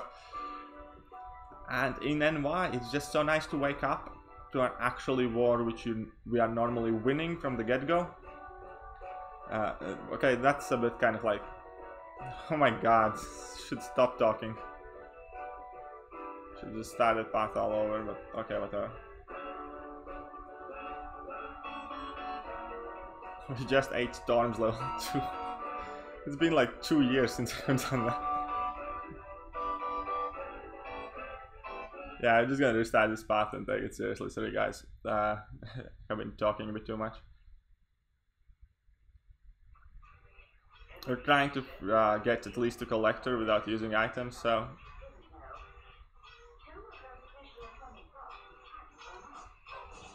And the game is lagging on my phone now. What's going on? Anyways, so yeah, being in NY in terms of AW, I really like it because it's the alliance where I have seen the team is most organized. Like, you definitely get like a good feeling playing the war. I mean, like, you obviously have pressure on you, but everything's so clear, you know exactly where to go, what to do. Like, officers are constantly there, talking to you, guiding you. And I don't know, it's exactly what I wanted from this game, and this is the alliance where I want to be in. Not for a moment I have thought kind of like jumping ship.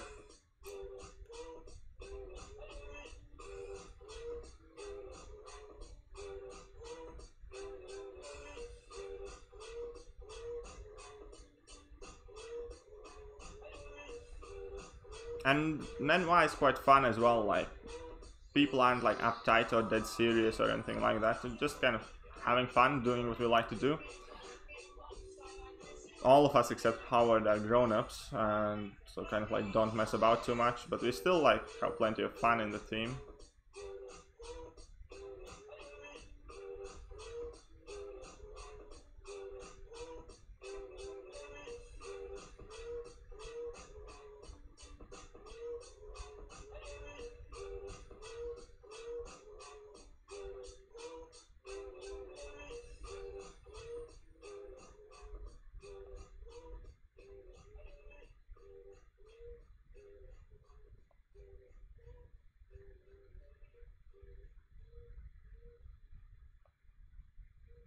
Also, obviously, being in top tier AW Alliance comes with quite a bit of controversy.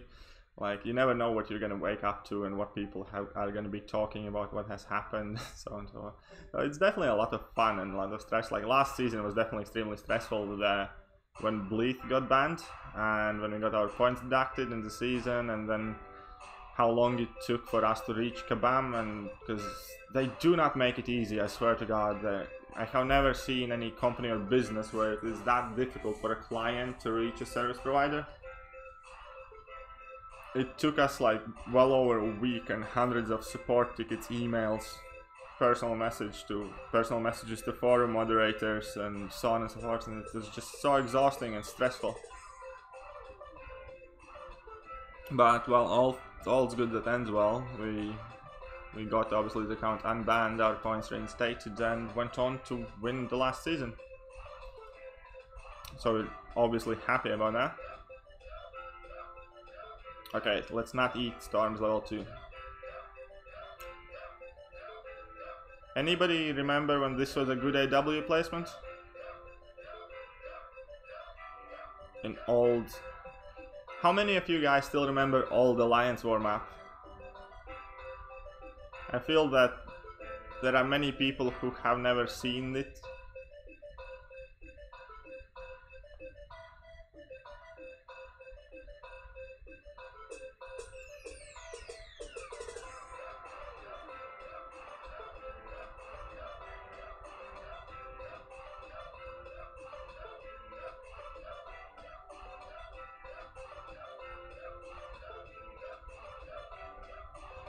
That old map would probably seem so easy right about now. But yeah, it was definitely a lot less confusing.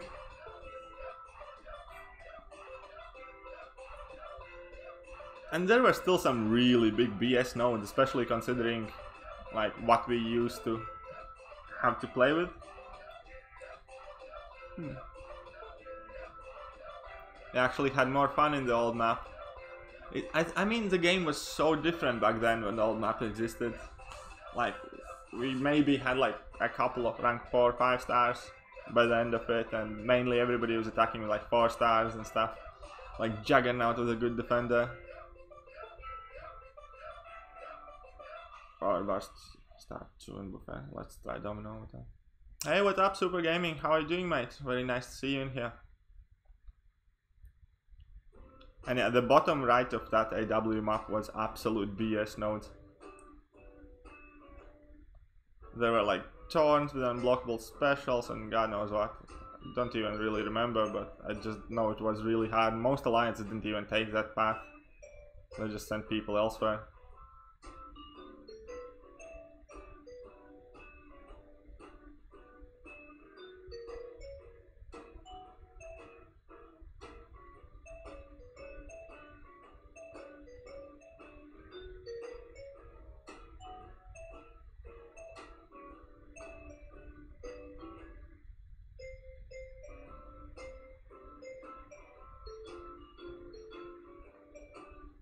Yeah, I remember Magic used to be such a... Magic, Nightcrawler, Spider-Man used to be a really big defender. Juggernaut was a great defender at some point.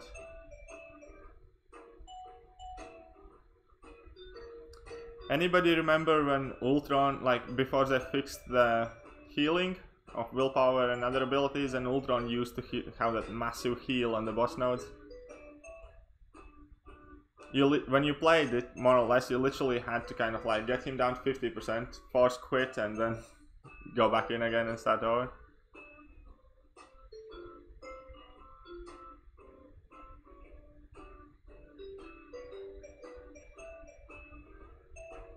Yeah, I think Caltros is there too.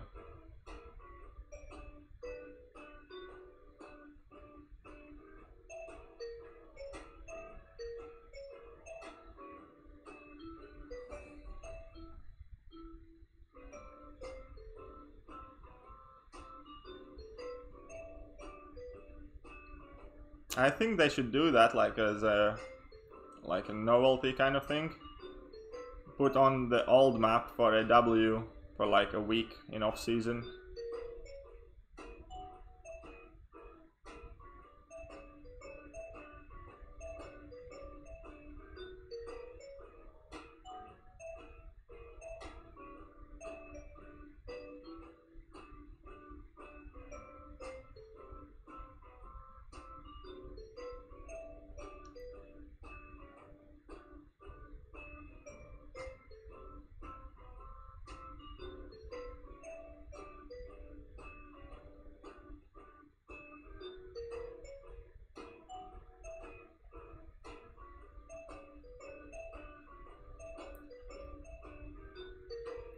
And yeah, OGDD is definitely one of the characters that has been left and long forgotten. He used to be such a kind of like a staple for people to have, but... And we messed up at the very end again, because we started talking. But yeah, OGDD used to be so good. You could also like use him quite well for Spider-Mans, because many people had problems evading Spider-Man and L1 at that time.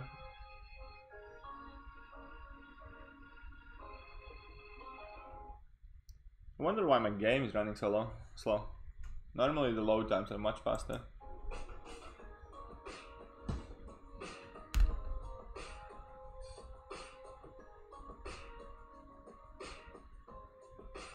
We would have Spider Gwen, Roll Reversal, and Buffet.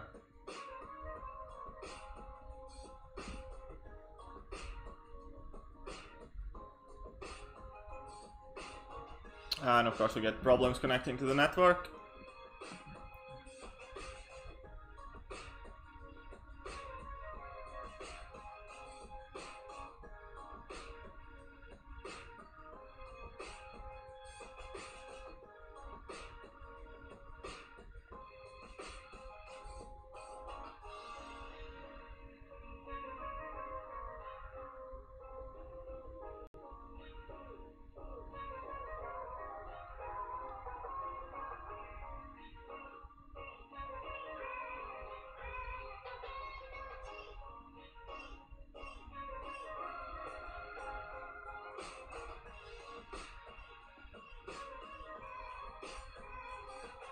Your game has been horribly slow all day. Mine was perfectly fine up until like an hour ago.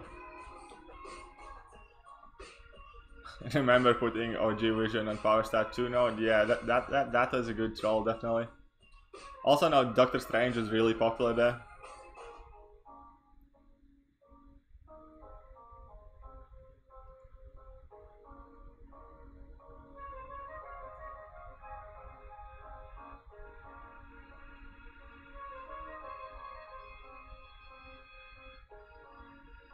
So this guy has Buffet and some other stuff, and we're just gonna...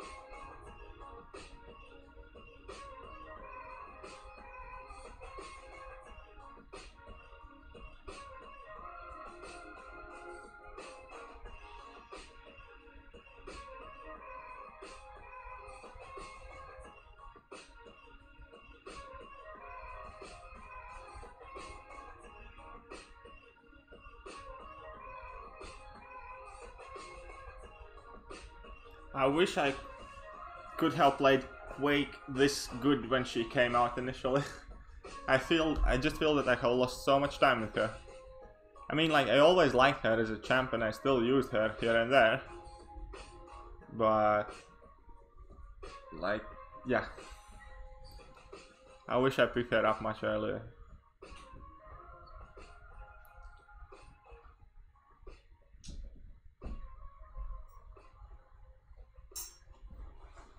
Okay, so we're gonna be doing 5.2. 5.2 is masochism, if I remember correctly.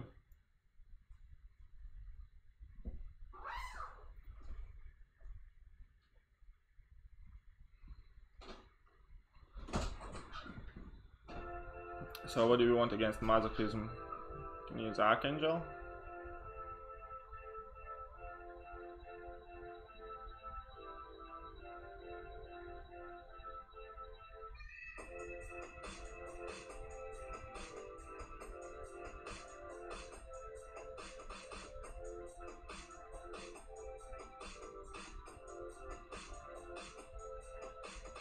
Also gonna be good there.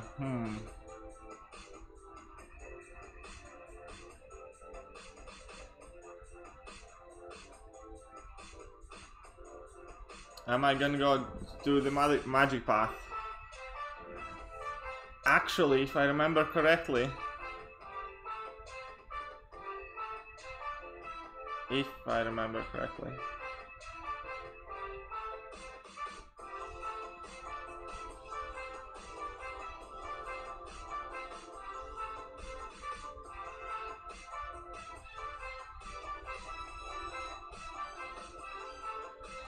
and we don't have 4-star Galk. I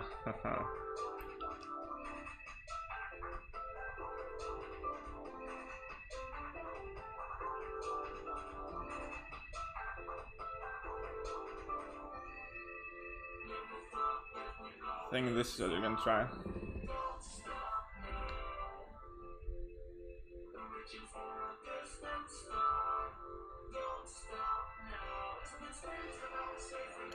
I am gonna rank up more rank 5s sometime now, because I was really waiting for map 7 before that. Because I'm sure whatever we're gonna have in Act 6, I'm gonna get through it anyways. And first quest aren't gonna be like as tough or bad. So, do you guys want me to go and try and do that stupid magic?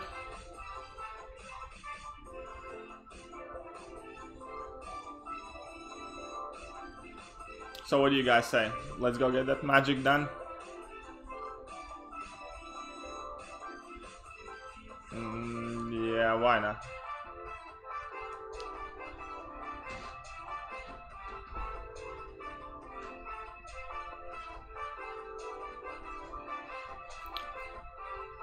So when's Act 6 releasing? You're bored AF.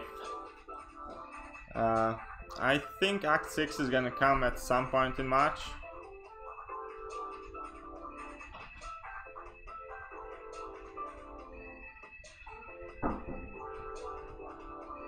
You guys do realize I'm simply gonna be quaking that magic. Uh-oh, we messed up badly, and that cost us crap loads of health.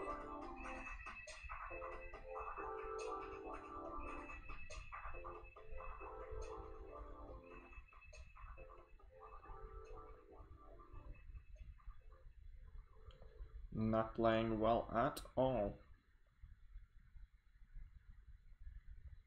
And no, it's not dropped inputs, it's me not playing well.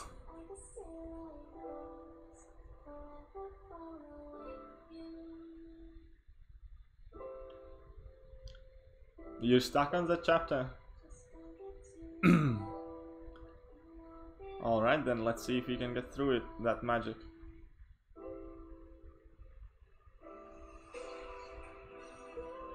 God, this is annoying. It just, I don't know, out of nowhere the loading times have gone up so much.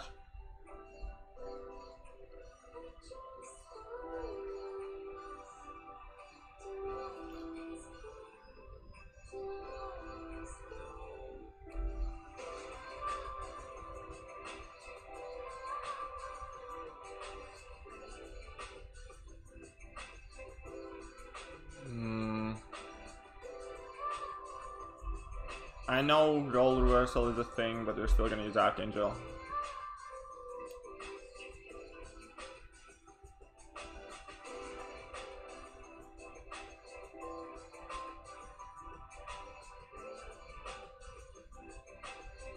Well, we're gonna try to use Archangel anyways. Oh, come on. How bad is this RNGesus?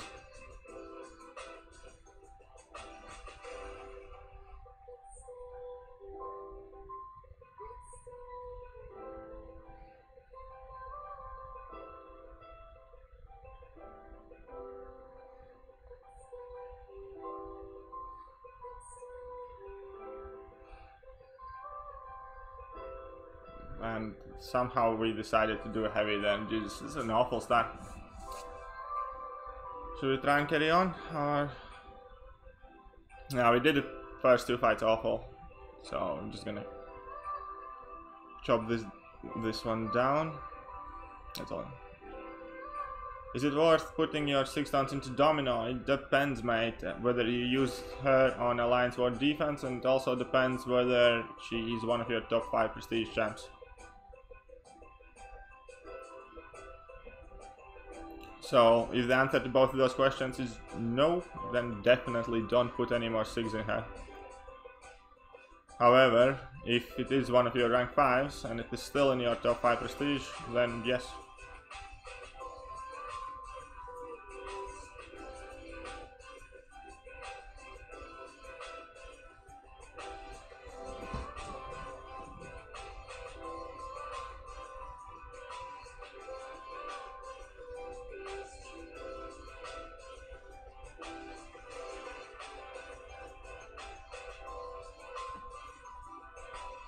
Whoops, we went into the wrong quest. Sorry guys. We went into 5.4.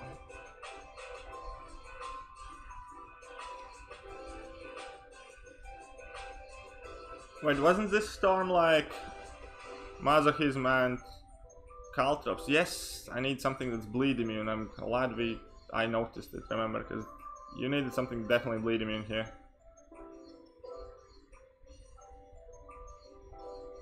Think. Yes, no, yes.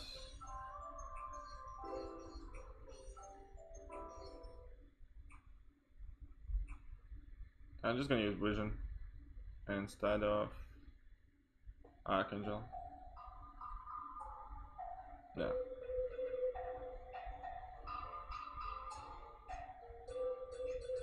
Because yeah, this storm had caltrops on. Use your bot Ultron. You mean boy Ultron? I like vision better. And yeah, well, I just like vision better, so I do.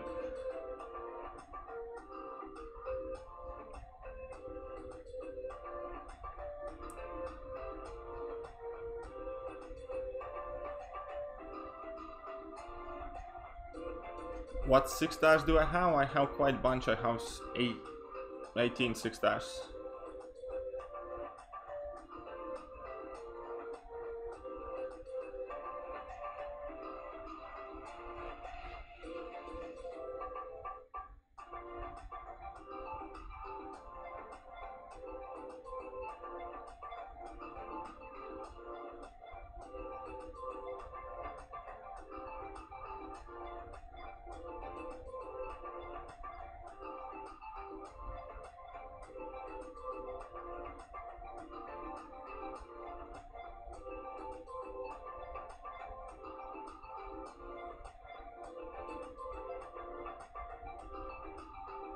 Much better when we focus.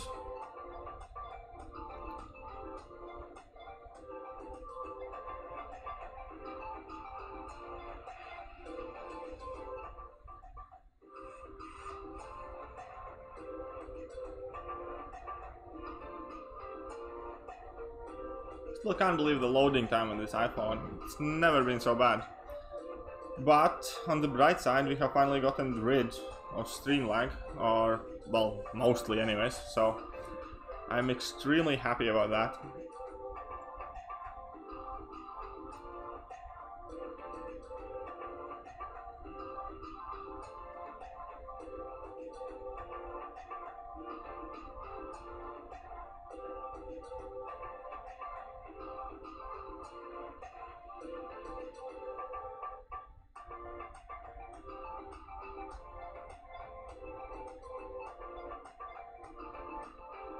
Let's test that 3% away chance.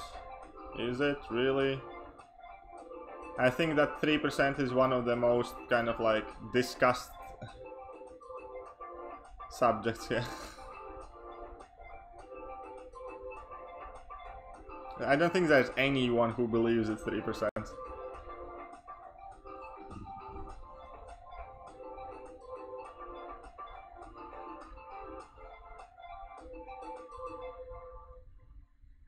That reminds me when I was first fighting Black Widow in Labyrinth of Legends. Oh, she was so annoying. Because she had her 3% evade chance, and then you had Labyrinth evade, and you couldn't punish her specials, and that fight just kind of grabbed you hard.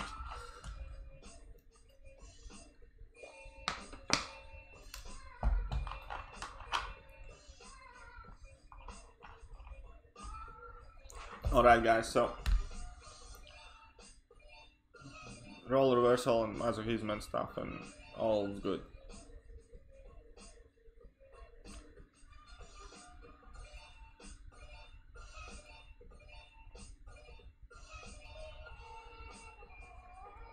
Now as I'm redoing them, I'm just starting to remember as I was doing them for the first time and what my roster was looking back then and so on and so forth. And it's actually a bit more fun and interesting to revisit these than I thought it would be.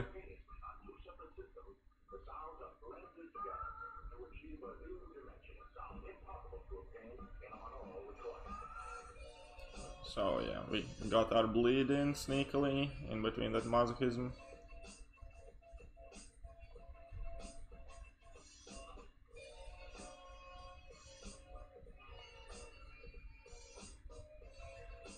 It was a bit short at level 2, but still. Hey, thank you very much, Recon PG. I think I'm doing quite alright. We hit over 500 subscribers already in about a week of streaming, so I'm extremely happy about that. And grateful, obviously. I did not expect to have so many people actually want to watch me. So yeah, thank you guys for being here, for supporting me and the channel, and hopefully I can grow it into something bigger.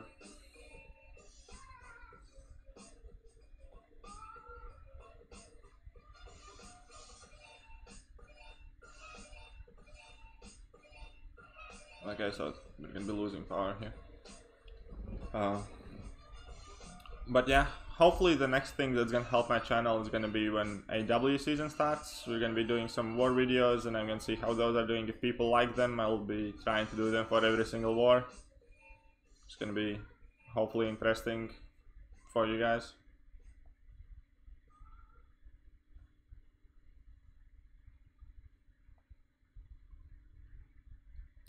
But yeah, so the next thing, one of the next videos I'm gonna be doing, if not the next one, is probably gonna be AQ map 7. I'm gonna try and make a recording today of my full run. Fair warning though, section 1 I think I'm a backup still, so you're not gonna see much of section 1.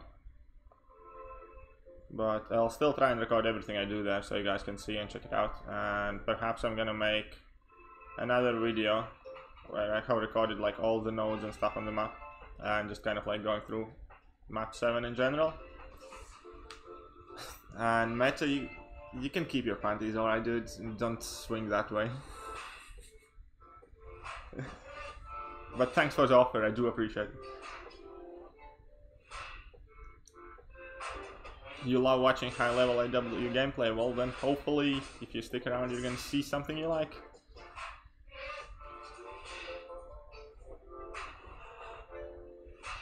Do I need max Mystic Dispersion for Symbiote Spring to be good? Yep, pretty much.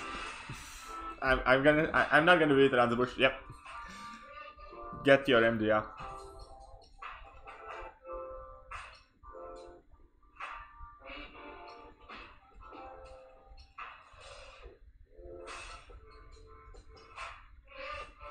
Okay, so trigger masochism. Ooh, what was that? I was really too late.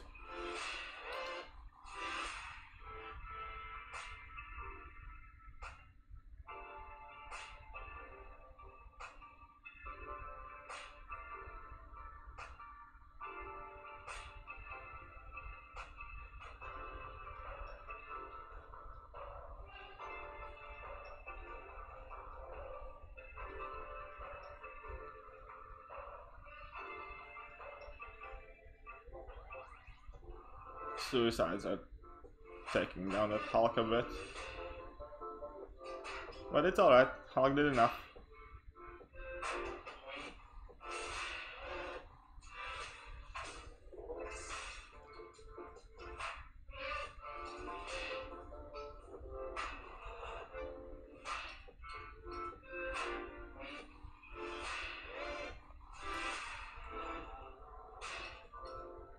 Hopefully this kills her, yep.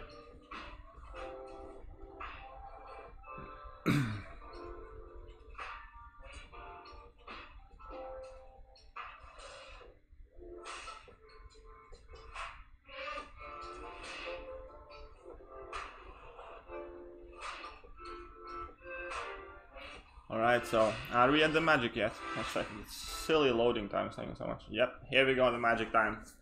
You guys gonna get what you wanted. This magic was a pain for many people. I think it killed me a few times as well, so. But I am quite sure I had some rank 4s. Actually, like, I am quite sure I used Thor to kill her. But. And, like, revived once. But okay, let's try Quake on her. Only problem is the role reversal, but. Oh well. It's a big one as well, 18k in that magic.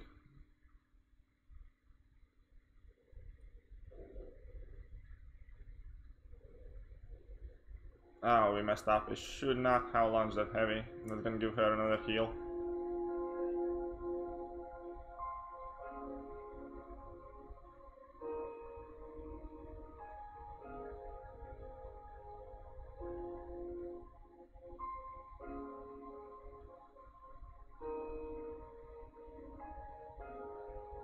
Ew, this isn't going too well.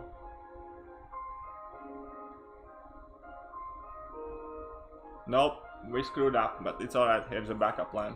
Just because we didn't quite well. Although you can see we can damage her, just like me being sloppy this time. Here is gonna be something many people don't think about. If I remember correctly... you guys are gonna like this.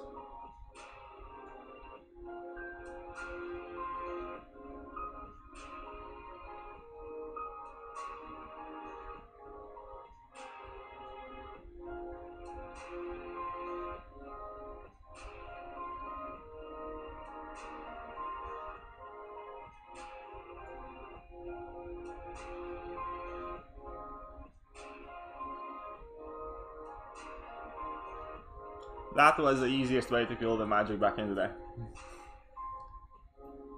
Because of role reversal, Thor gets obviously additional attack, and because you still get... because the masochism eats up the... masochism eats up the armor break, but it always gonna leave the stun up. So... yeah. I hope you guys... well... aside from my fail with Quake this time, because I think I have been like streaming a bit too long to be really good with her. At least I hope you guys learned something new now.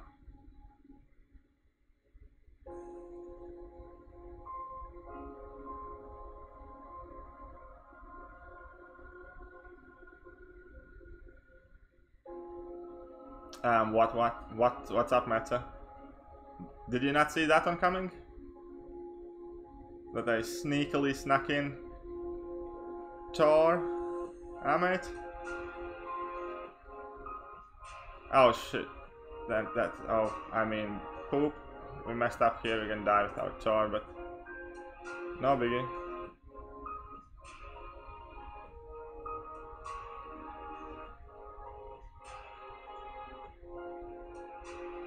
Come on, eat it up. Nah, we're gonna die here. But yeah, Matt, you could have used Thor all along, and it's really not all that difficult.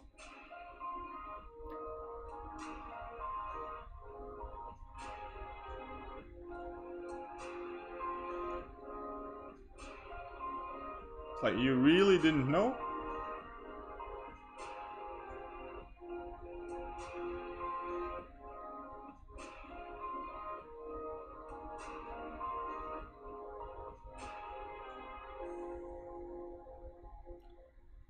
How good was the old Thor? The old Thor, if played properly, could kill Winter Soldier in like 5, well, definitely under 10 hits. He was stupid good. There was a reason why they nerfed him. I remember taking old Thor to Alliance War Attack, and if that node could get stunned, everything would die.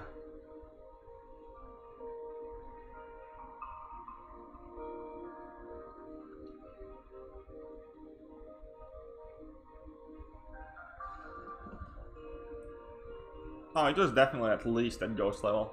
The damage was just stupid, like 4-star hit like over like 200k level 2s or something like that. It was just unreal. And that's a 4-star. Can you guys imagine if that would be a rank 5 5-star? That would be absolutely sick.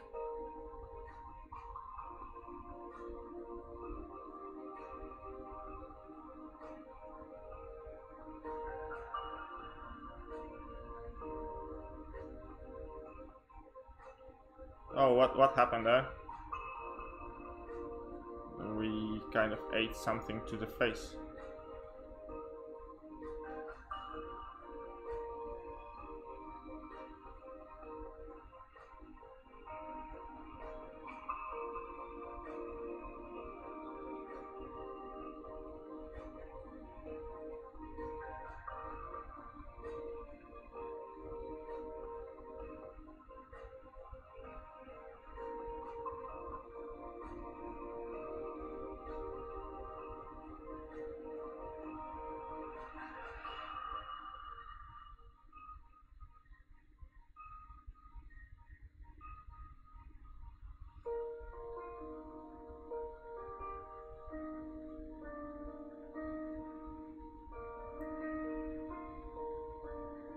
Let's hope this bleed does something decent.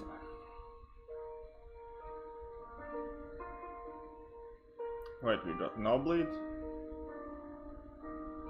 That doesn't sound too right.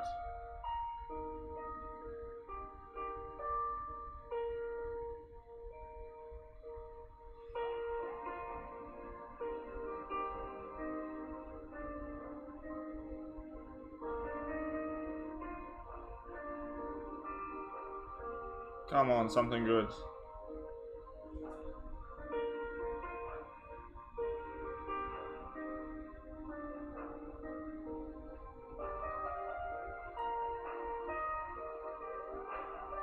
Okay, so he's down. That was a bit annoying. Well, obviously I'm starting to mess up as well, because we have been streaming for quite a while.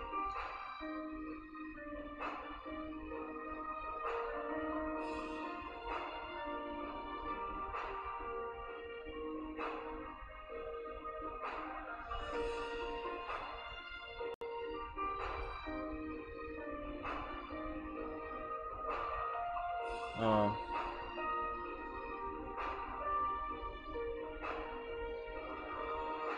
Nah, let's try.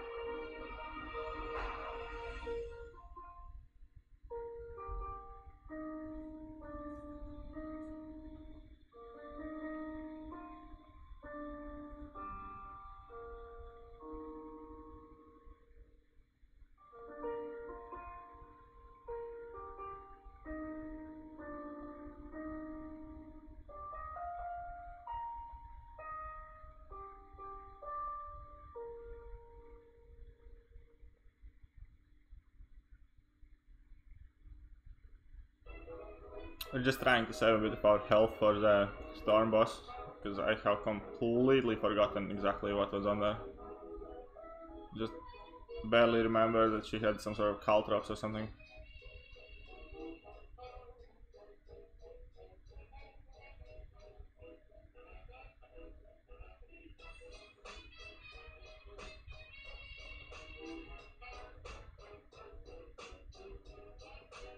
This should do it. Alright, so this is gonna be 5-2-4 done.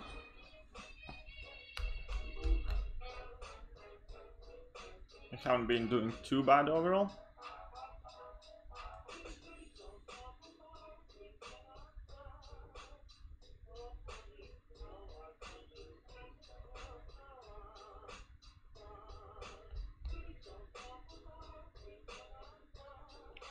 Alright, time for that storm.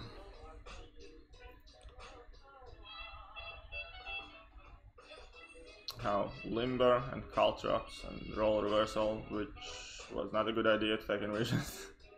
Combo shield, checkmate, and masochism, and nothing too much. So vision's definitely gonna take a while here. You should have remembered about roll reversal and taking an Iceman or something. Oh well. You live and learn.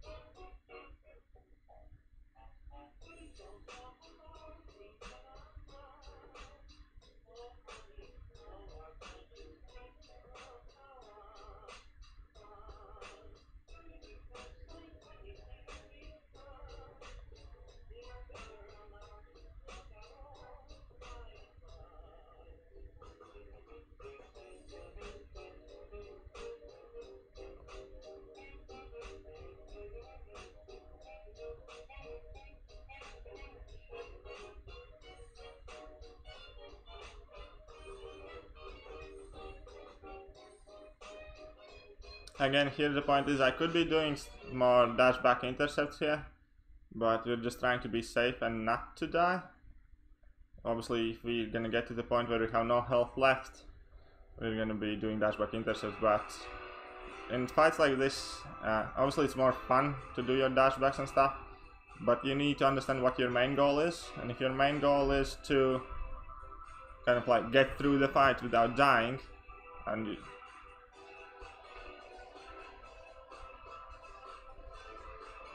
you're not bothered about your remaining health, then definitely do not try to anything too fancy.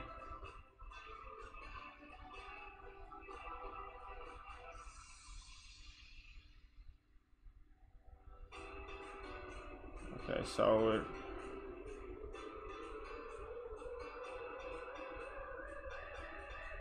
hopefully this is gonna finish her. You just watched the old Thor video. Yeah, he was absolutely insane, dude. He was like definition of crazy. I think he was like my second or third rank 5 4-star, and he was like the god at the time.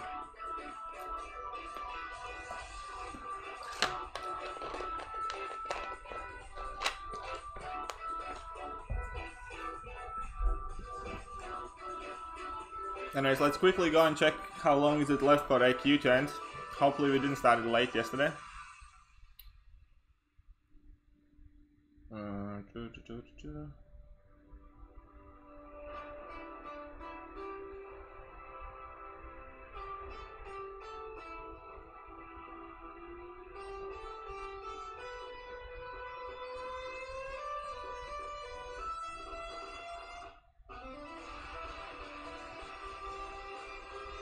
Oh, it's just 11 minutes, so it's quite soon.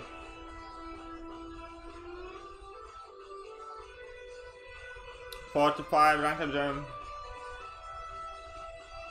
4-star. It depends what you need, mate. It really depends what you need. Sentinel, like, if you have high enough damage deal versus 5-star, then I'd probably go with Sentinel because of his immunities. So we're in story quests.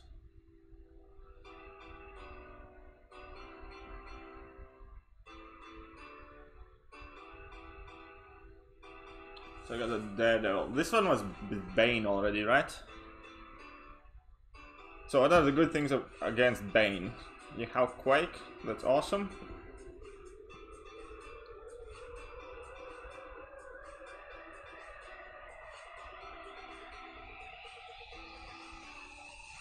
So Quake is good against Bane.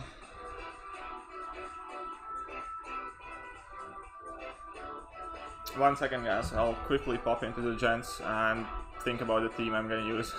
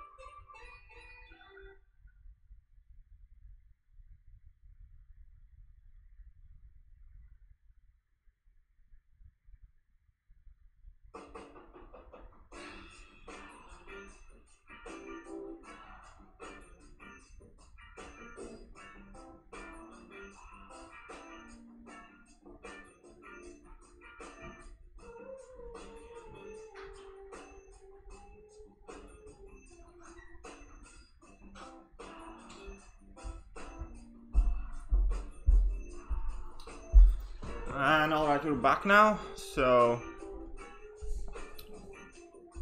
let's figure out what we want to take. We're dealing with Bane node. Show 6 stars, please. Again? Like, okay, this is the last time. Here you go, my 6 stars.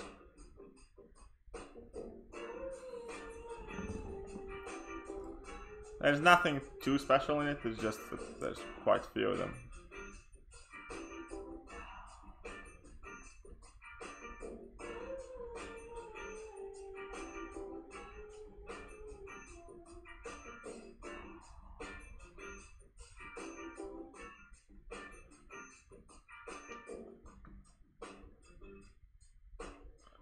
Right, so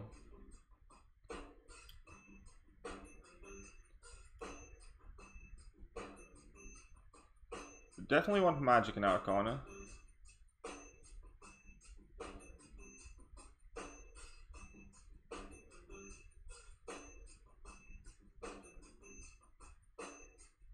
This is gonna be really tough with Suicide Zone.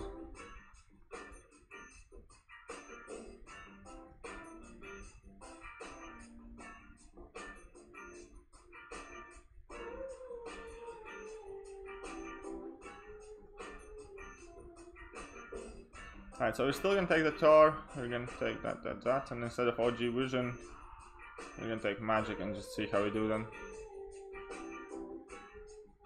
Ooh, Dormammu should be quite good.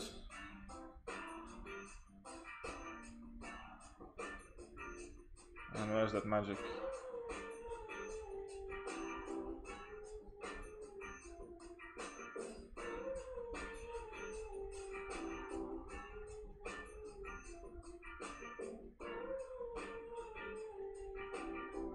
Yeah, we'll go like this.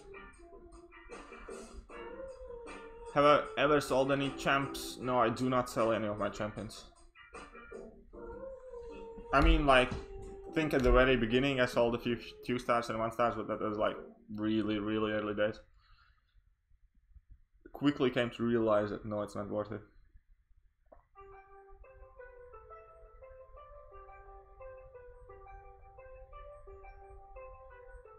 Alright, anybody remember an easy path here?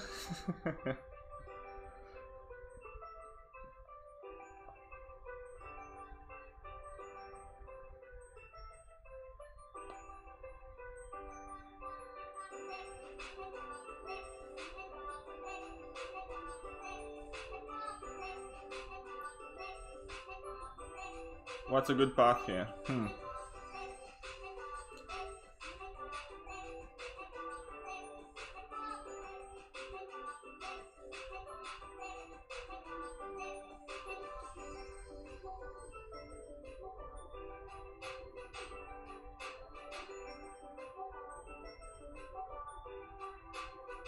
Local node True Strike, that's probably a better one to avoid.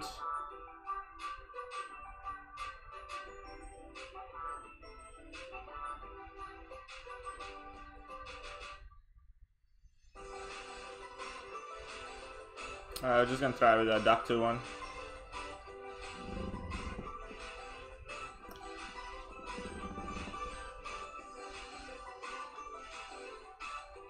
Alright, so we have Bane, roll reversal.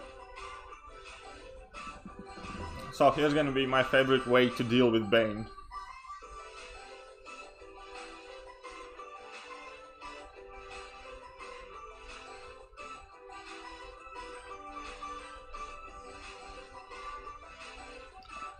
Not favorite at all, I hate Moon Knight. This is going south faster than the Stadison. Is that Moon Knight swirl? Another thing when you play Quake, what you need to do is get used to everybody's animations. Because like every fight is different based on the animations. Because one of the hardest fights for Quake, that at least I have like stupidly discovered, is Iron Fist. Because his small quick punches are so hard to distinguish from one another. I was really struggling playing Quake against Iron Fist. You think through strike path? I don't think we want to go on through strike path. I think I have been playing Quake a bit too much today and I'm not gonna be doing well with her anymore. Recording that video was a bit of a pain today because I had to kind of like turn around my laptop and try and aim it at my phone. So what I was doing to record it and make sure you can see my fingers, I actually made a private stream on YouTube, streamed it online, and I had another device where I was kind of checking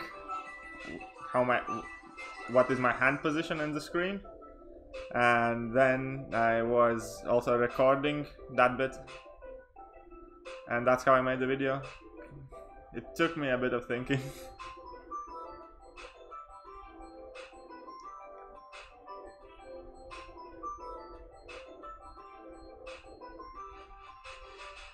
Anyways, we're just gonna try and do it with Red Hulk. We're gonna try and save our Quake as much as we can.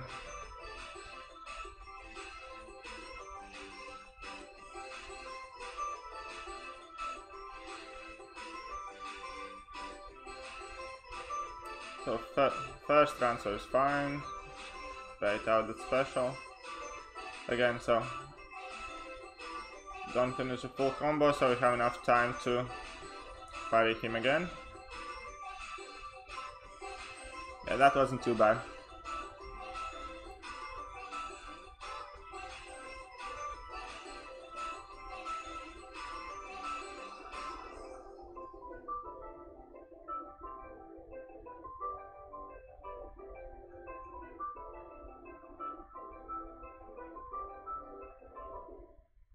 Just them damn load times are quite long.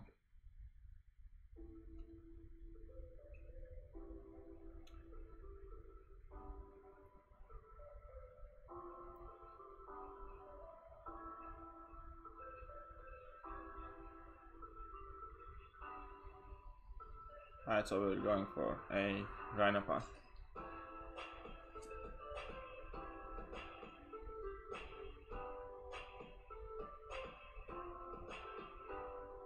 Thoughts on Red Skull? Red Skull is a bit of a disappointment. Like, I mean, I really like the idea of having a power gain on parry. That's something really cool. I definitely like that. But his damage output overall just rubbish.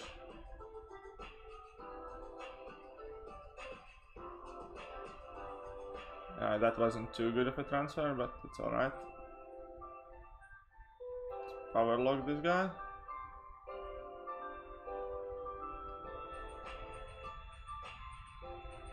And again we got carried away. Definitely could be playing this better.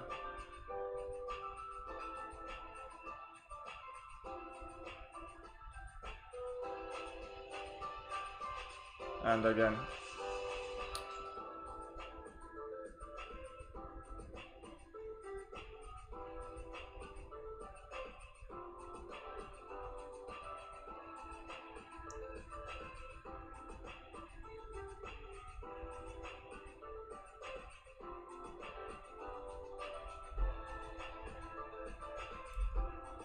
Is it worth rank 5ing a 4-star or rank 3ing a 5-star? Again, for vast majority of the cases you will want to rank 3 a 5-star instead. However, there are some champions that are extremely useful even as a 4-star, and if you do not have access to these champions as 5-star, you should still make it a point to rank them up. Like, to name a few: Archangel, Void, Quake.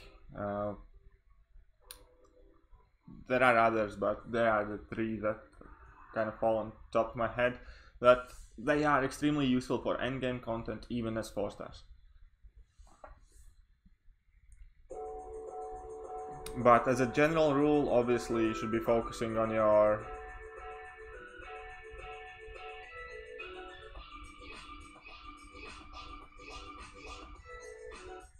yeah, Corvus is one of them. Star-Lord is definitely a rank 5 worthy. Magic, yes, they are good examples.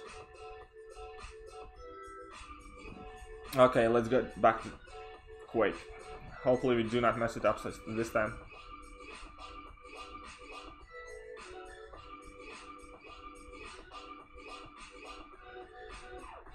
Oh wait, he had that huge resistance thing going on for him. This is gonna take a bit.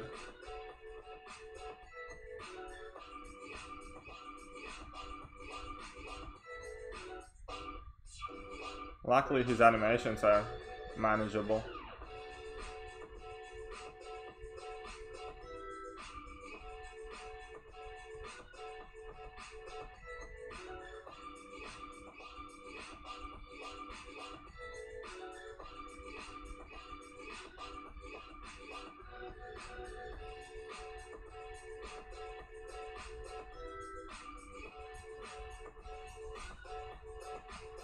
You still have nightmares about the Dormammu you fought last war. Dormammu used to be one of the hugest pains in the ass. Now there are just too many answers to him.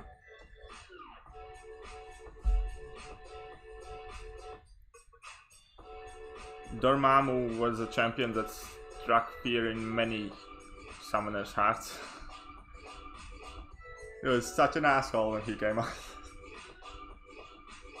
Also, it's fun, I don't know if everybody knows this, but when Dormammu came out, he was bugged and there was no limit to power bond on his heavy. So essentially you could detonate for like 500,000 damage or something and then heal yourself to full in one go. Kabam obviously quickly fixed that, but it was fun while it lasted.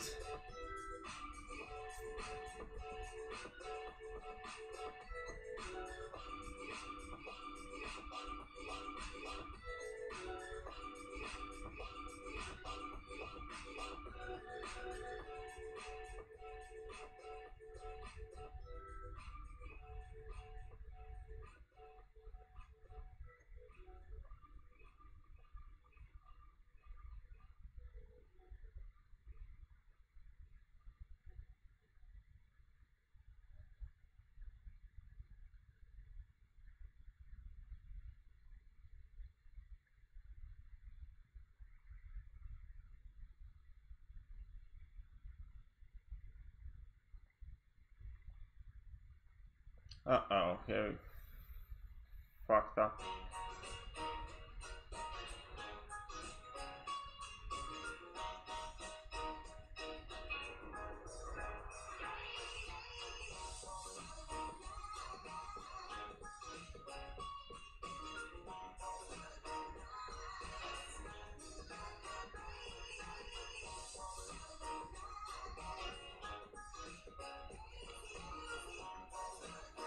Yeah, sure. Yeah. We're definitely getting a bit tired of this. I mean, not just tired of this, I mean... Oh, a bit tired playing 4 stars. It is not the easiest thing to do.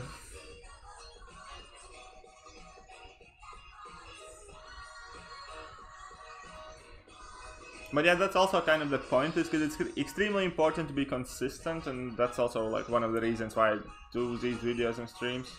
It's kind of like to show that you don't have to be like the best at everything and know all the little tips and tricks. Obviously it all helps, but like I showed with my vision against that Storm boss fight, I was taking a lot of block damage on purpose, just trying to be as safe as possible to get through the fight without dying.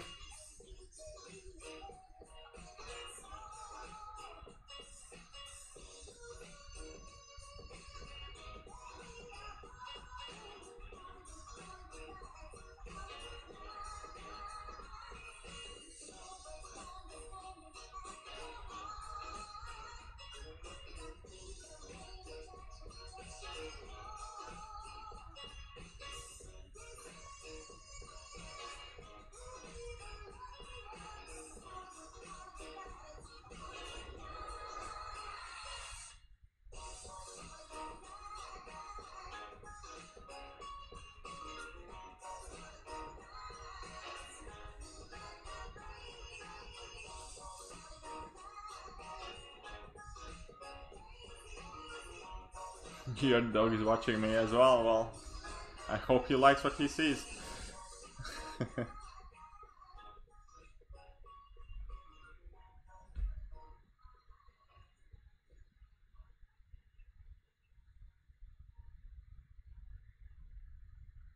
Alright, so IQ has finished, so we're gonna finish this quest and we're gonna check out how map 7 crystals look like.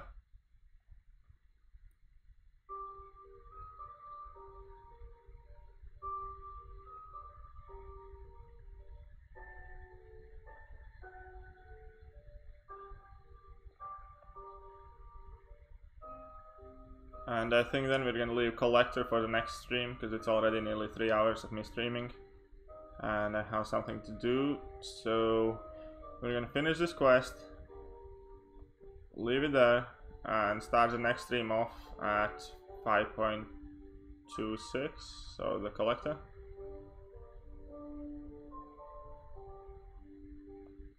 But before we go, I will show how map 7 crystals look like and what's in them and stuff. Maybe no, you can't pull a fully formed TFIB. You only have fragments in there.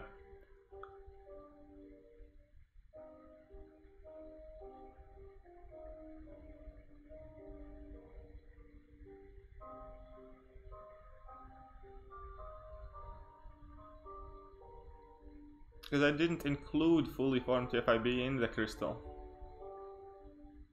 You only have fully formed tier 2 alpha, not TFIBs.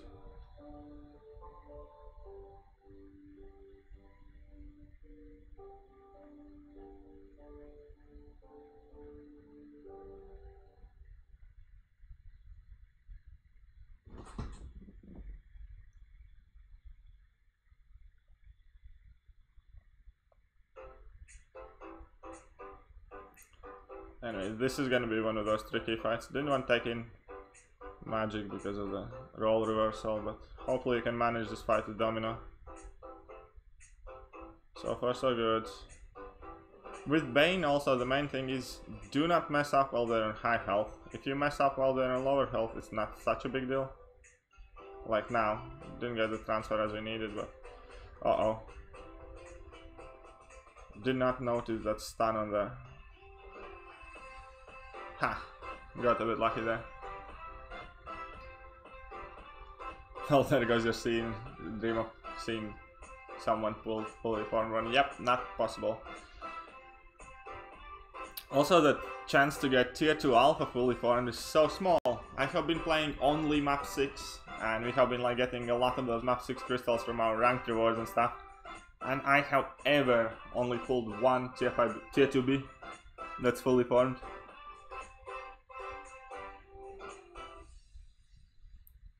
Oh, how are we doing here? Magic is better.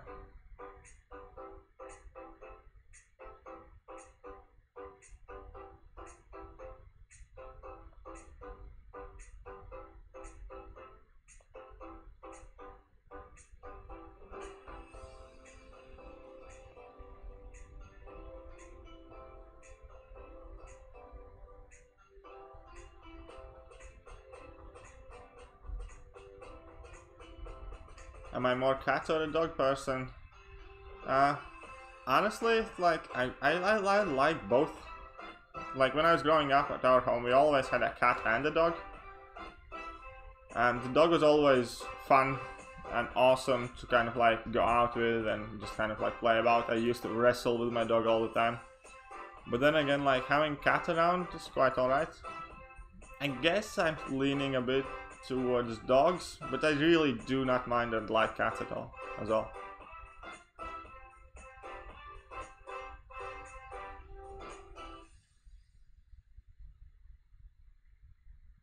I think tier 5 CC is gonna be towards very end, definitely not at the beginning. 6-star AG as well, probably. Cats are mean. Yeah, but that's kind of their charm. Like, that's the reason why I like cats in the first place, because they are mean. They are like a definition of an animal asshole, and we love them for that.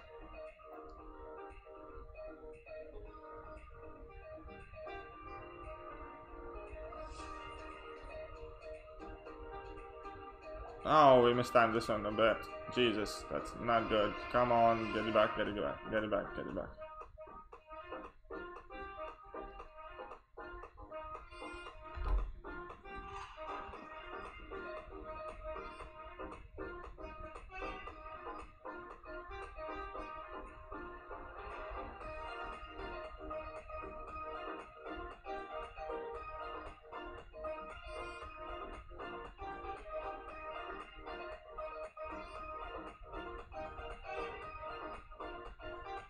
Yeah, I really like that synergy when you can incinerate on your heavies. Also, like, as you can see, if you play it against Bane, you can kind of like use it to control opponent's power a bit. Took him out in 54 hits. How high is your Domino rank, mate?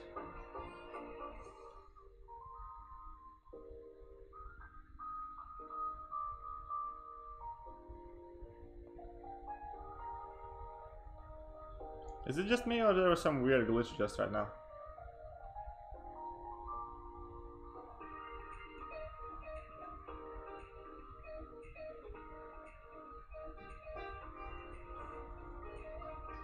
Who do I prefer? I prefer Massacre, but I think Hawkeye is much easier to play with and overall more useful. But I just find Massacre a lot more fun.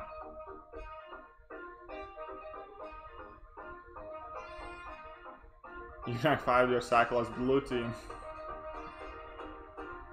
That's awesome, man. He's an amazing attacker. Apparently.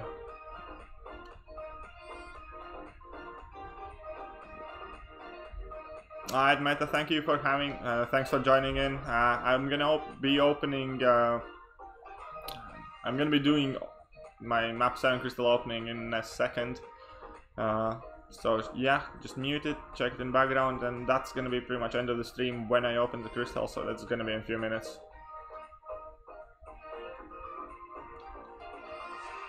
Mate, I wasn't worried, you can rank whoever you want, because there are like many weird rank ups going about. But yeah, everyone's to their own, I guess. Like, it's definitely not something I would do.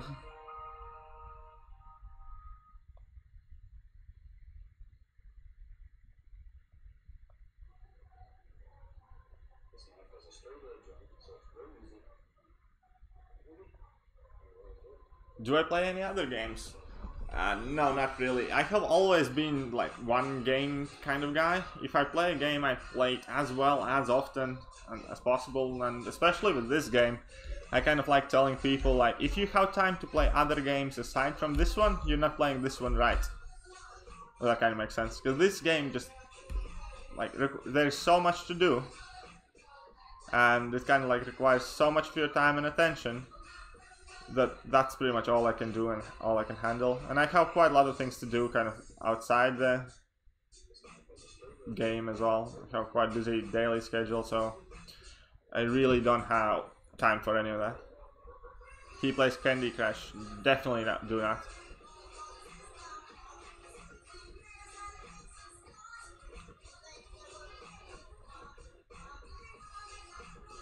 Right, so we have role reversal. Looks like job for another magic. So this one we will have gotten to the boss with all our champs, hopefully, if we kill this one.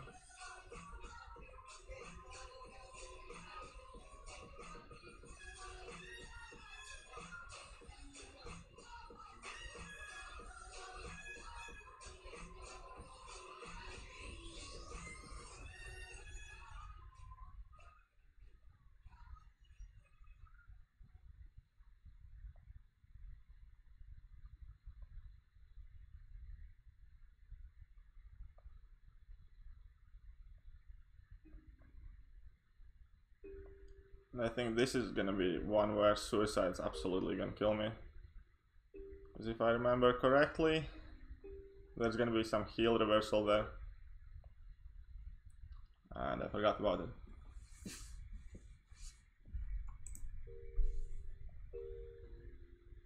But hopefully we can somehow push through it.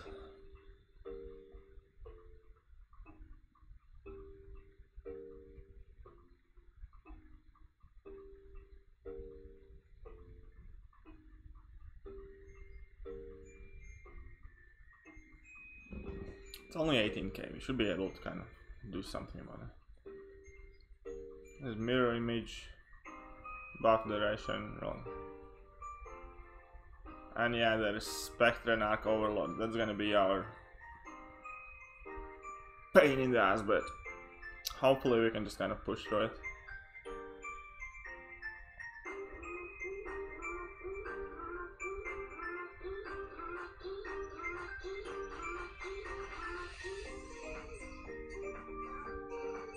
Can definitely see that Spectre doing me dirty. But luckily Ralk has a great damage output.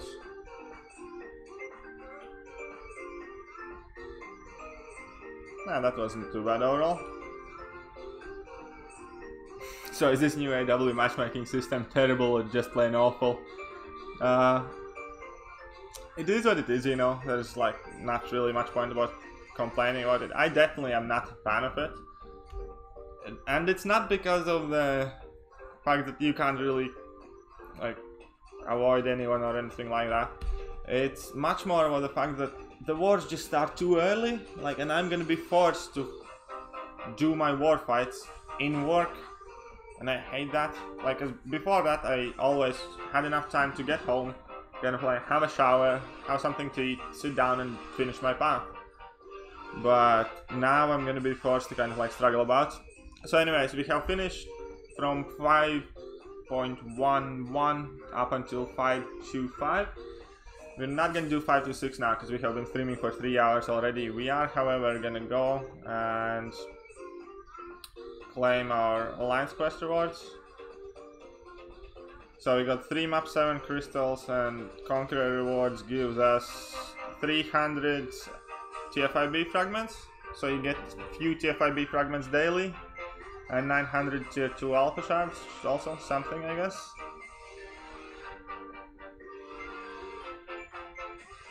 And yeah, I do think so as well. New war times definitely suck. So anyways, I'm just gonna pop this on recording, and or it's not gonna let me record. Oh, I can always just record it in OBS. Jesus. Alright, thank you. Right, so I'm gonna be starting a new recording. Hello there guys, and welcome back to the channel. So the first day of map 7 has just finished, and we are just gonna be quickly opening a few of the map 7 crystals to check out what is in there and what can we get. Hopefully we get lucky and we get some new TFIB fragments, but let's see how we do. So we did finish all 3 battle groups, and we obviously all our battle groups played map 7, so hopefully we can get lucky and pull some TFIB fragments. If not, obviously any tier 2 alpha fragments are useful and welcome any day as well. And first thing is we get some tier 4 cosmic catalyst fragments and tier 2 alpha. Oh, 3k tier 2 alpha fragments, so that's not bad at all. Like, that's quite decent for a single crystal. And second crystal,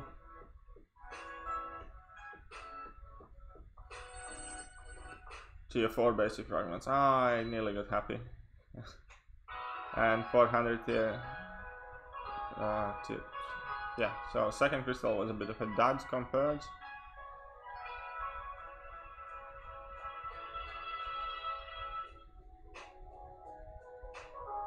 And the last one we can get, we get 3k mutant tier 4 fragments, and we get some tier 4 basic fragments. So no tier 5 fragments for me. I did get 3800 tier 2 alpha fragments. That is not too bad overall. And I will probably be saving the rest of my map 7 crystals for one bigger opening at the end of the week once AQ finishes, just to see kind of like more crystals open at the same time and what results we get then. But anyways, thank you for watching and see you next time, guys. Right, so I recorded a bit for my video. The range of what you get is crappy. The 3000 tier 2 alpha one is quite a good one though.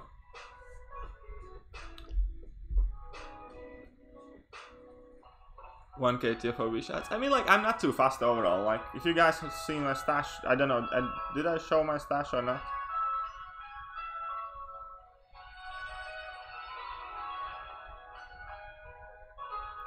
Wait, where's my inventory?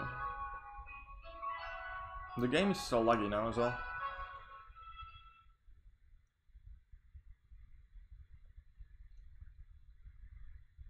So again, I am on like 5 full tier 5 Bs and like some small change. I'm maxed out on tier 2 alpha here, and how, like 25 tier 2 alpha total I think that I need to spend, and I also have some spare tier 4 Bs, so I'm not really all that pressed. I just need to figure out who I want to rank. But anyway, that's gonna be it for this stream. Let me just check if anybody else is streaming, and then maybe I can pass down a link in the channel and you guys can go and enjoy their stream. And I think Meta should be alive. No, yes indeed. So Meta is streaming currently. I'm gonna drop a link in the chat.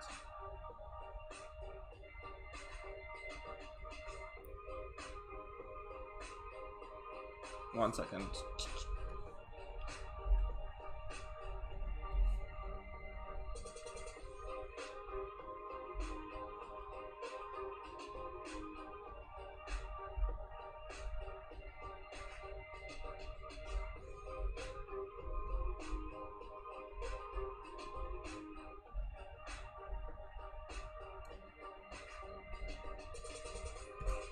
Alright guys, I just dropped in a link for MetaStream. Please go check him out. He's an awesome streamer. He doesn't have overly big channel, but I do really like his streams. I think he has a really positive vibe going on about him. So please go and check him out. And as you do, please type in chat KT1 bomb or something. Anyways, it was a pleasure having you guys in here. I had absolute blast, and I look forward to the next time I see you guys. So all the best.